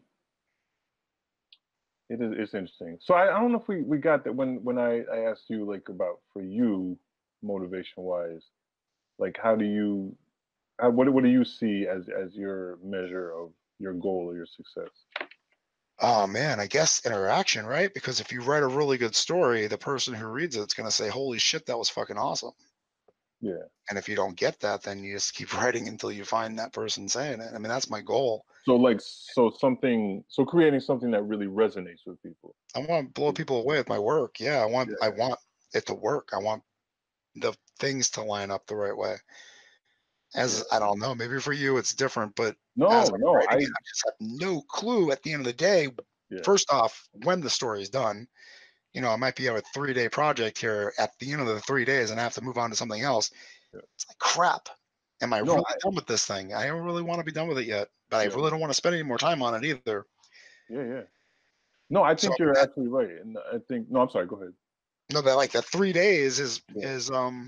important. So I mean you have to have quality time in that 3 days to get that story out. Yeah. You can't mess around with not being able to type fast enough or not knowing what a gerund is or where how to spell this, that, and the other thing. I mean, you really need to punch out however many words you plan on writing the story. Hmm. It's got to Yeah. happen really fast and it's got to happen really clean and you got to move on quickly. I think my motivation is to write good stuff quickly and to constantly maintain a knowledge of what people are reading, right? I mean, just Yeah. I don't know, man. I don't know. Just try to stay current Yeah. Well, on it's interesting. I technology and think science and whatnot. yeah. I think what you brought up about like having your art resonate with people, you know, as a measure of success, that's definitely something I relate to. And like every now and then, like clearly I'm not a Tom McFarlane. I'm not, you know, somebody who's just cashing like crazy checks off of my creations. But every now and then, like I'll get an email from somebody who like ordered a print from me, and I sent it to them, and they got it, and they'll send me a picture. Like one lady sent me a picture of her daughter with a print that she had just gotten, and her daughter just loved it, and like that to me was a big deal. Not to sound, you know, it might sound a little That sappy or sounds whatever. amazing. I can imagine how that would feel to send Yeah, your art to somebody and pack them like that.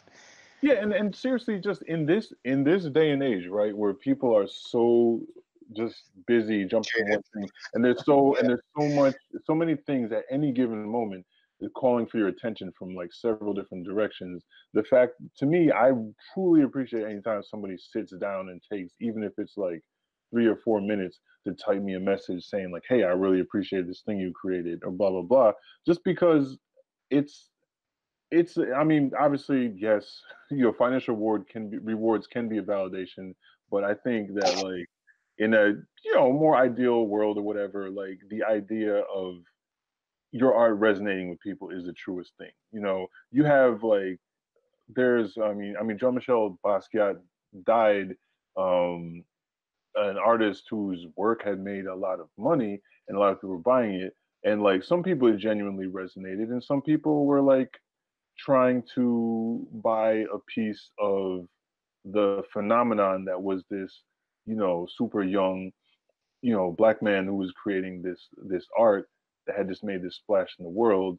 And you know what I'm saying, like, and it wasn't, these weren't necessarily people that were like thinking about like what he was creating and being like, oh, these are like people who look at it as an investment, which is a reality. It's part of the world. But I'm just saying, like, I think for a creative person, the person who's looking at it as an investment, but might not be as genuinely connected, it's not gonna. I mean, obviously, I'll put money in your pocket, but it's not always necessarily going to, I guess, fulfill your soul in the same way as people that are like, I really get what you're doing here, and I really appreciate it.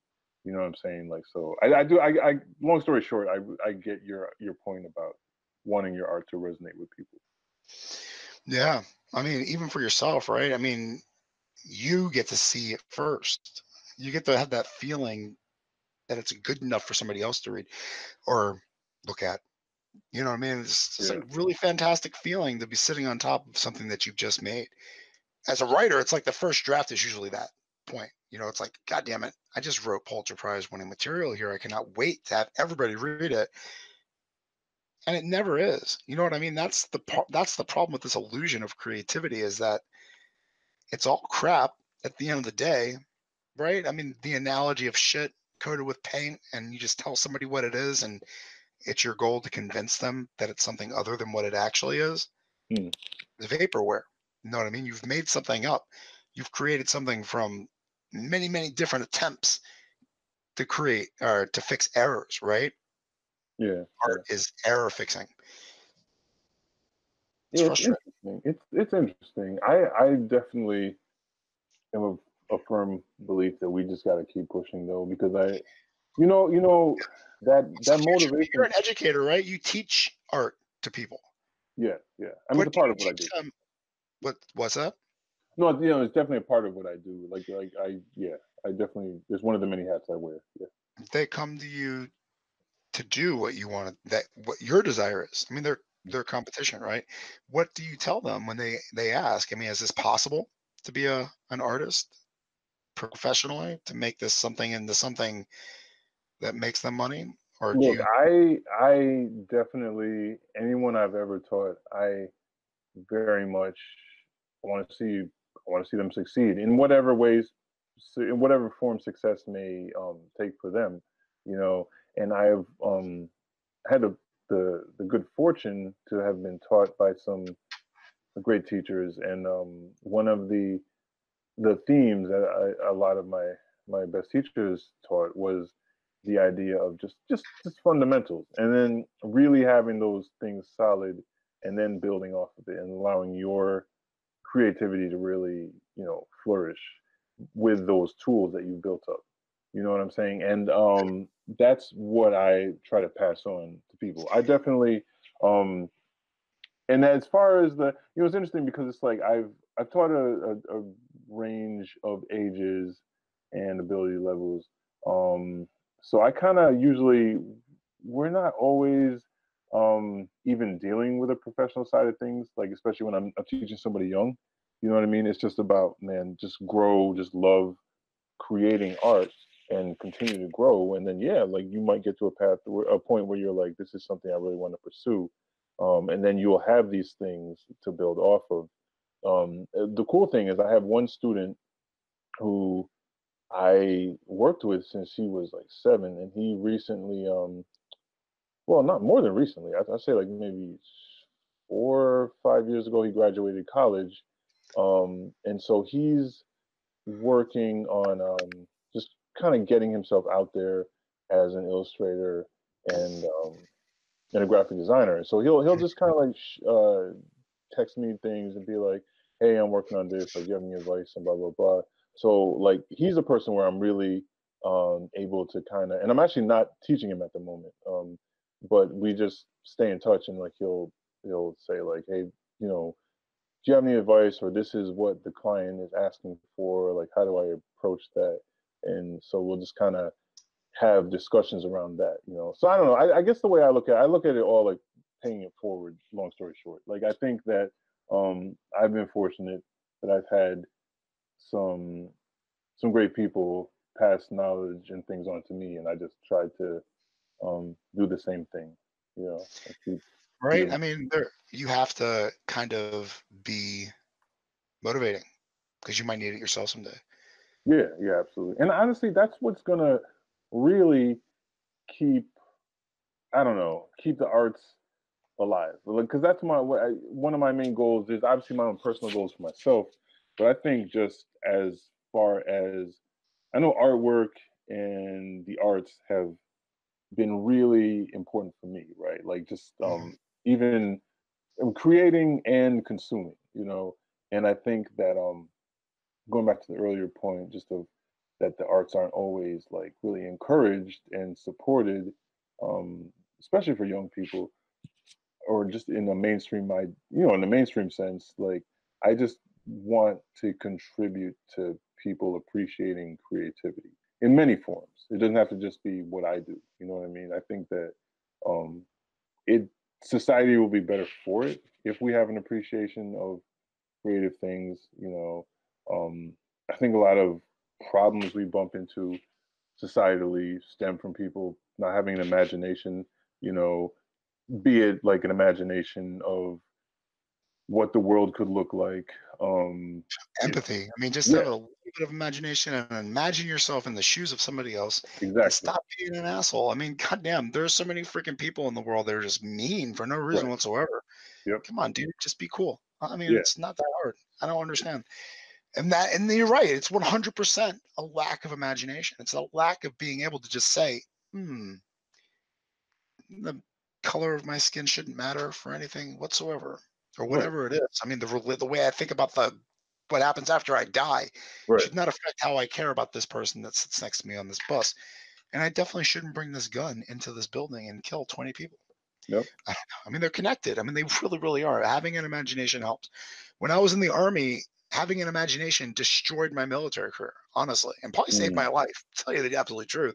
I Well. mean, I just got this sense of being so small and insignificant that my whole meaning was to get a bullet in my body and die so I can forward the American cause. I'm like, I don't really want to do Yeah. Yeah.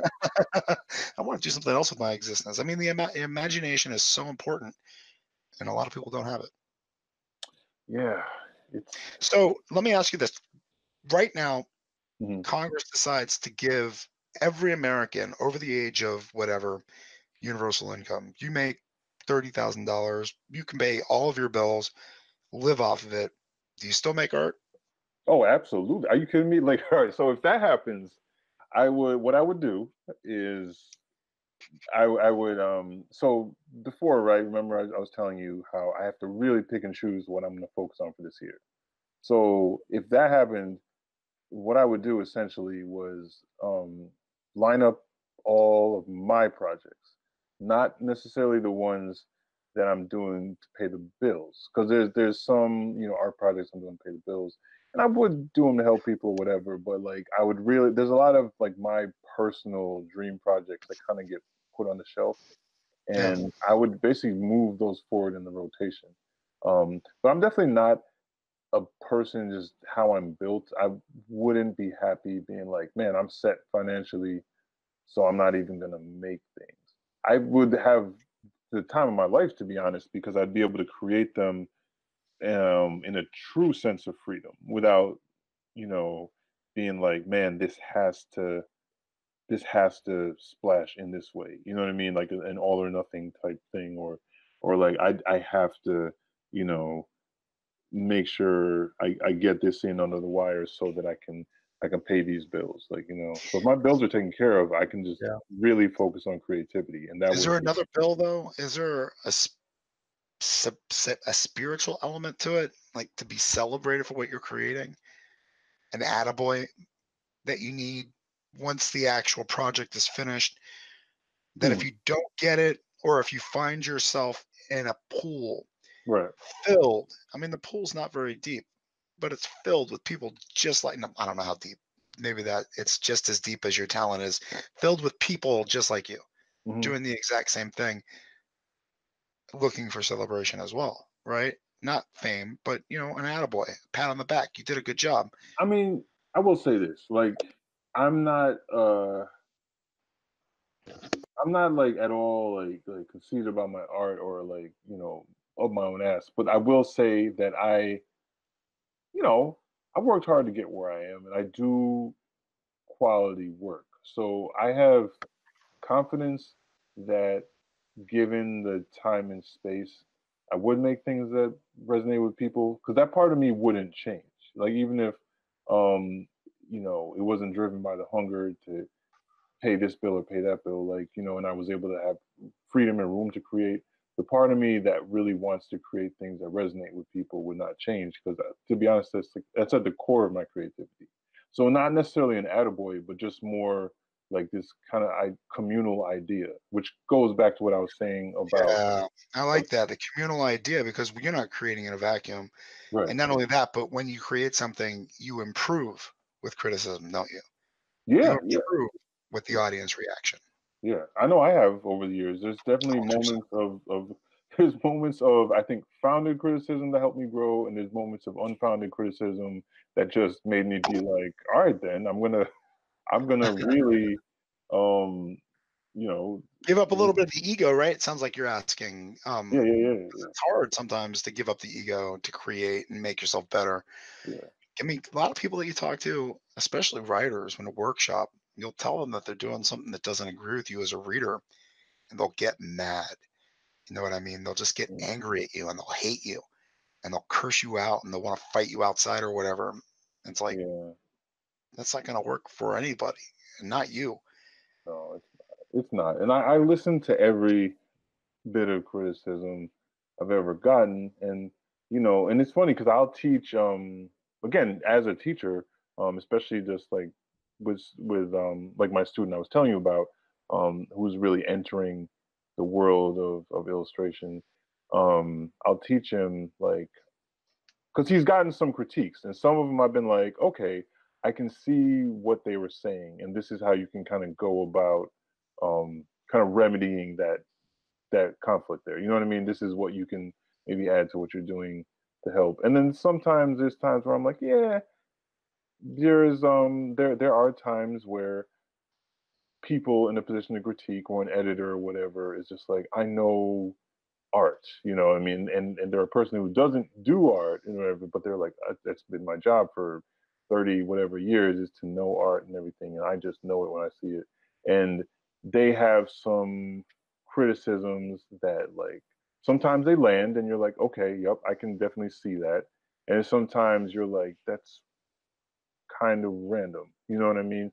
And so one thing that I've taught my student is like, um, if you come from a place of the fundamentals that I taught you, and you really think about those ideas, it's gonna help you to be able to parse out like, all right, these are things I really need to change overall in my work, and maybe these are things that aren't a good fit for this particular client, but another client it might work.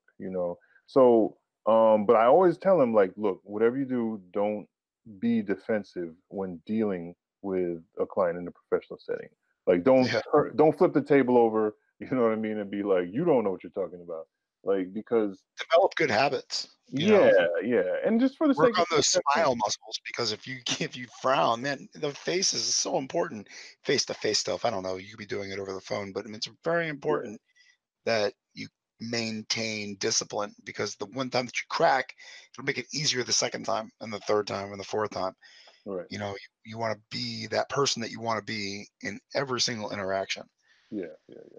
Yeah, and like, I mean, don't get me wrong, there's definitely times that can test you, especially when people condescend to you. Like, but like overall, like in the instance that you're talking about, where if you're just speaking to somebody honestly, and giving an honest critique, I think that it is important for us to be able to hear those, you know, and you can take it in and take it under advisement and move forward.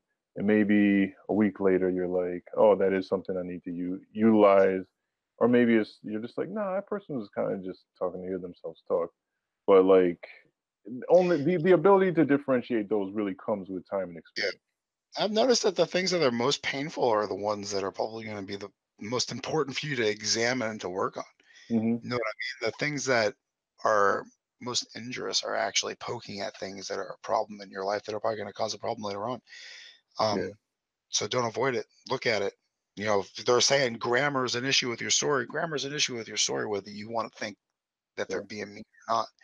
You And know what I mean? that's a fundamental. You know, you kind of can't get around that. You know what I mean? Like, learn what you're doing, and you'll be okay. Which is impossible. I mean, there's always going to be issues. So learn to pretend as best you can. Yeah. Well, even with writing. Oh, go ahead. I'm sorry. No, please. I want to hear this. Oh no. All I was gonna say is this might change my life. Tell me, please.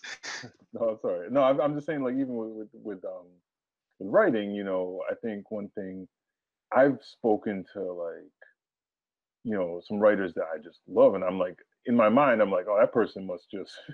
Well, that when I was a kid, like, you know, if I read some of those people when I was younger, I'd be like, oh, that person clearly just sits down at the table and amazing stuff just happens every time. Right. And but they'll tell you, like, no, man, I struggled over that, and they'll be, or I've had ones that tell me, like, I'm a terrible speller, and my editor saves me, and, like, you know, so it's like, I mean, I wrote a paragraph today, and you know, the grammar indicators that were telling me all the misspelling words and the grammar was bad. Right. It's all red. It was just the whole thing was freaking red. And I looked up and told my wife, it's like, you know, if I publish this right now, it would be the most embarrassing thing I ever did in my entire life. But 2 seconds later, all the red is gone. The grammar is okay. There's no misspellings. Right. It's an actual okay paragraph. I'm not embarrassed anymore. Second draft, you know what I mean? First draft, I would have been laughed off the stage. Second draft, I'm okay. Well, with your writing process, do you feel like obviously, yeah, like you're talking about first draft to second draft is there can be a huge shift. Do you just in your initial draft really just try to get it all out and then refine it? Like, is that your process? Not at all. I have an idea of what I'm going to do. So, as an example, I just wrote a piece. Basically, the sun is starting to die. You know, that's starting to eat the hydrogen and solidify, and the temperature's rising, and it's going to cook the planets and basically kill humanity. Mm-hmm. So my story is about a fix that goes into it, but I had no clue what I was going to do other than the sun was going to expand and take over the earth. So as I'm writing the story, I'm going back to the beginning and I'm rewriting up to the point where I'm at. And if I can get from the beginning beyond where I'm at, you know, the story can progress. But if I'm constantly tinkering with the first paragraph or adding elements to it or adding other chapters to that, and I never get to the point where I was when I stopped to go back to the editing, then the story never goes to the end. So, I mean, it's this constant push to get everything to mush together. Yeah. That's my process. Yeah. I mean, I just have a general theme that I'm working with. Interesting. Yeah. Yeah. How does it work for you? Well, I guess it depends on what type of thing I'm working on. Because I do. Are you very structured? Are you an outliner, or do you know where the story's going to go? Like you said, 1 page a week. I mean, you know what's going to happen in that page before you put even one pencil stroke on paper. Yeah, and then, you know, it's very much project to project with me. So, for instance, with the one I was telling you about, where I do 1 page a week, that was Snow Days, which is, you know, Leo and I, we collaborate heavily on like the story and the story direction, but the script is all him. So he'll get me a script, and then I'll really I'll you know, You sketch. have a lot to do with the script too, don't you? You work with him on the scripting. Yeah, as well. in the sense that it's more of an ongoing discussion, and then there'll even be times where, as I'm drawing, because I'll get like all up in the script when I'm illustrating, because like I need to like really get to the heart of what the writer's communicating. You know what I mean? Before I start translating into visuals, and so there might be a time in the script where I'm like, oh, I noticed you said this, and like this might contradict this over here. So like, what if we said it differently? So there'll be stuff like that, like, you know, and then just, we've always had a lot of ongoing discussions about like who these characters are and like what makes them tick. And so like some of those discussions that we have will just kind of go into what he ends up sitting down to write. So I'm definitely like very much involved in that process. But as far as the writing though, the script and the words on the page, like that's him. And so with Snow Days, I I know these characters very well, like from our discussions and from his script outlines.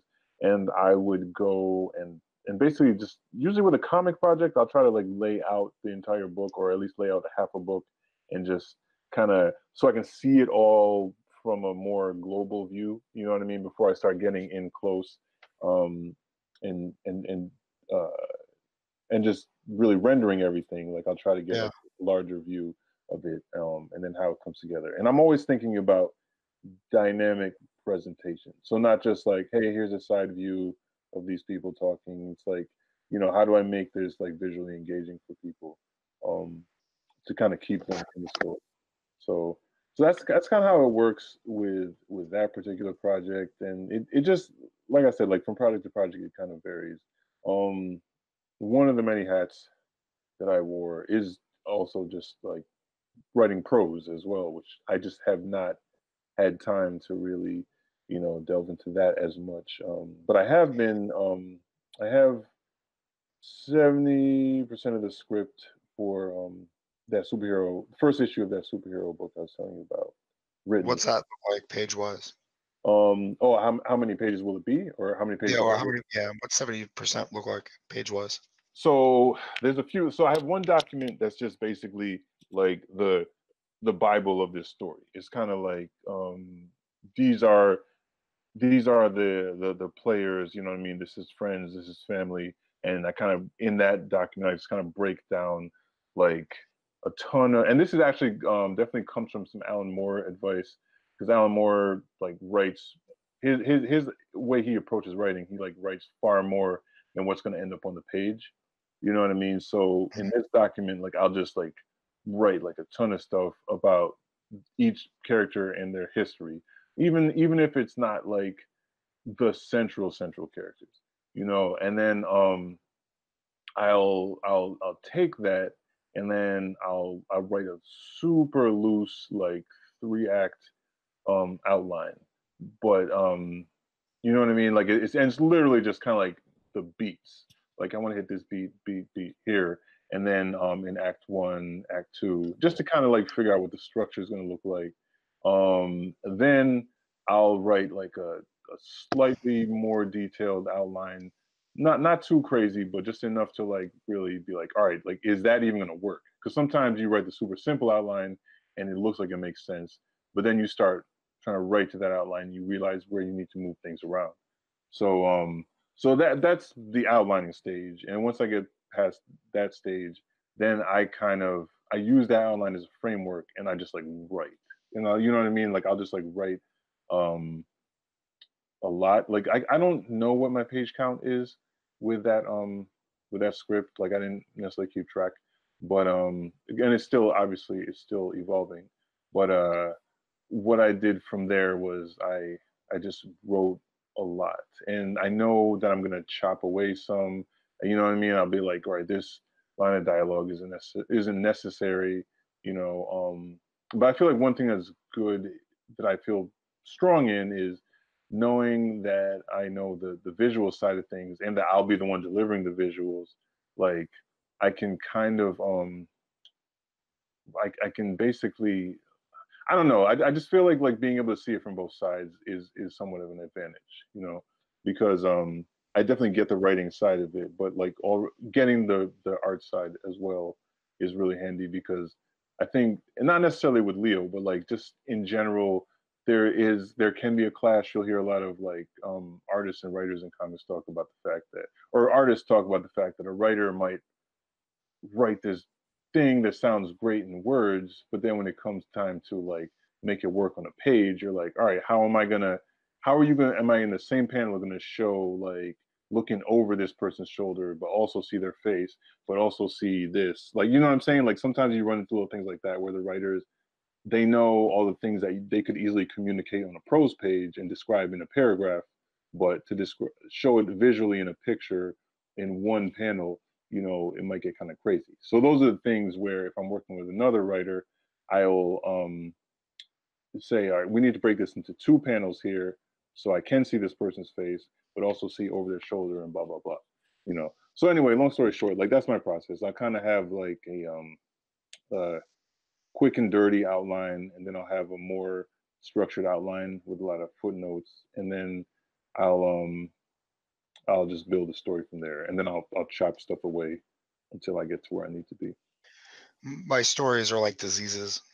They start like cancer. They start like a little tiny cell that it metastasizes into this horribly, you know, blown up thing. I wish. I mean, right? I mean, you never know. I have an idea, and I want to end up at that point.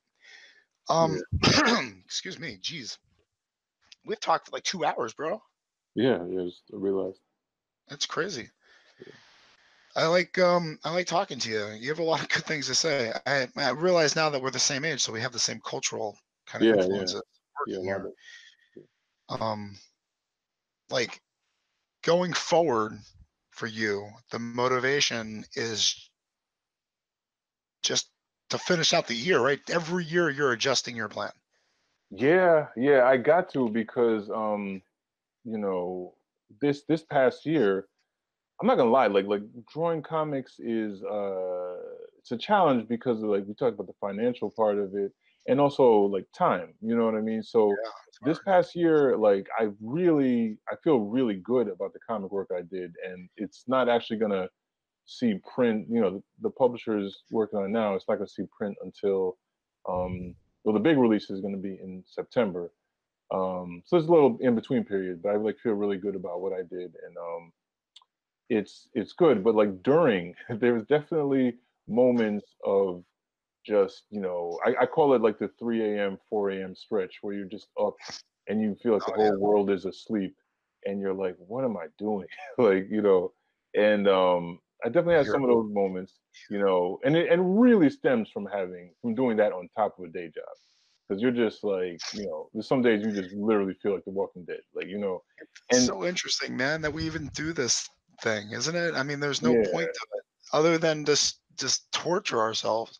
yeah. Everybody told us not to do it, right? You Yeah, probably had 1,000 conversations about why don't you become a doctor? Why don't you become an engineer? Why don't you become a cook or something? And no, you're an artist instead. right. And that's at the core of it, is like, you know, I just keep coming back to it. And so like even Regardless. yeah. So like with this past It's year, not going to work. Yeah, I'm still going to write a story tomorrow. It's not going to work. There's a million of me out there doing the same thing with the same dream, and yet I'm going to do it anyway. And you know what? There are a lot of people that are like super talented, that just that whole pragmatic, you know, approach, or just the idea of like, man, yeah, it is saturated out there, or it's just not gonna happen that way.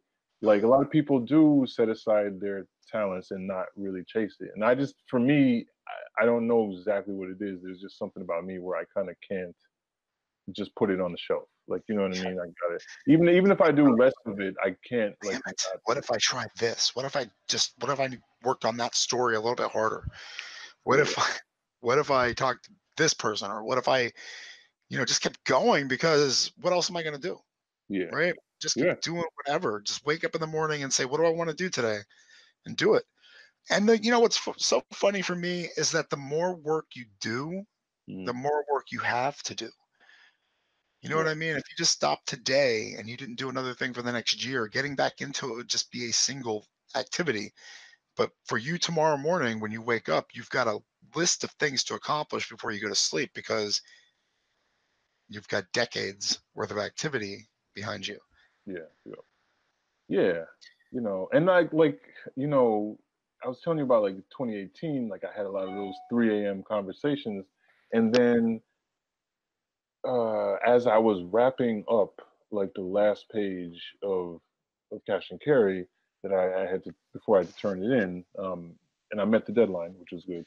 But like before, as I was wrapping it up, that was when I got a call from another writer who had just who had been like a few months earlier said like, hey, you know, I want to pitch a thing to a publisher, and you know, they want me to give them like a bunch of artist samples, and he was like, can I include yours? And I was like, sure. You know, I didn't necessarily, I really didn't genuinely think anything was going to come from it, but I did. I gave him samples and everything. And so as I'm wrapping up this story, and really feeling the heat, and feeling like it's going to be nice to have a little break, because I love making comics, but making comics this past year was exhausting. I get this call, and like it turns out that the publisher wanted me on this story, so that's the one I'm going to be working on in the spring. And so it's interesting how like going back to what you're saying, like I plan out the year, but then sometimes the year has other plans, you know, and That's and good I'm though. okay with it. Yeah.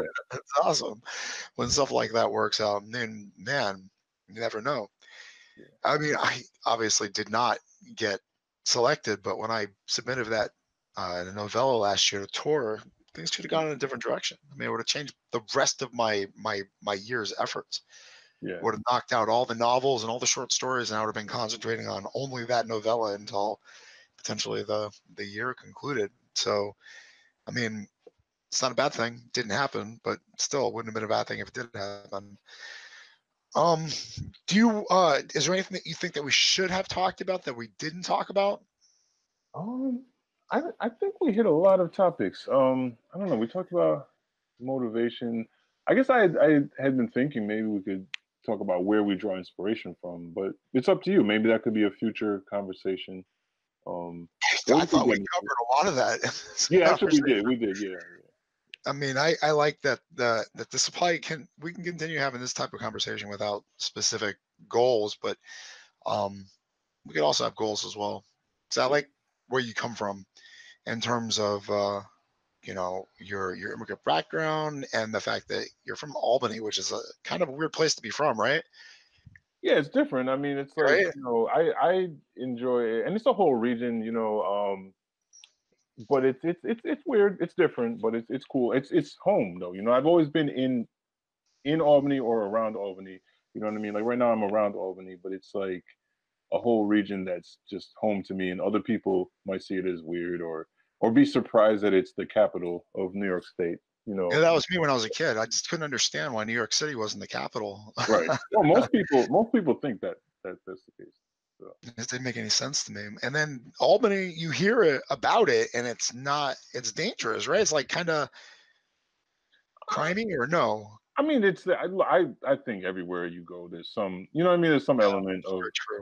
and I think I mean, that's a larger conversation. I think that comes down to inequality, and it comes down to haves and have-nots, but and you know, a lot of societal things that lead to there being danger. But you know, I mean, it's not. I wouldn't say it's worse than any other city, you know, of its size.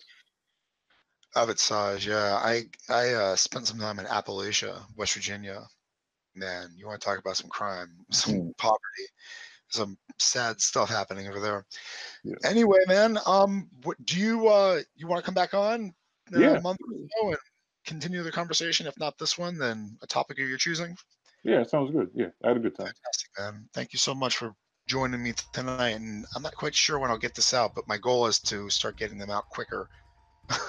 Okay, cool. I know how that is. I have podcasts I need to edit myself, so I get it. You're still producing episodes? Yeah, but like it definitely slowed down this past year with you know, it definitely slowed down in the last year when it comes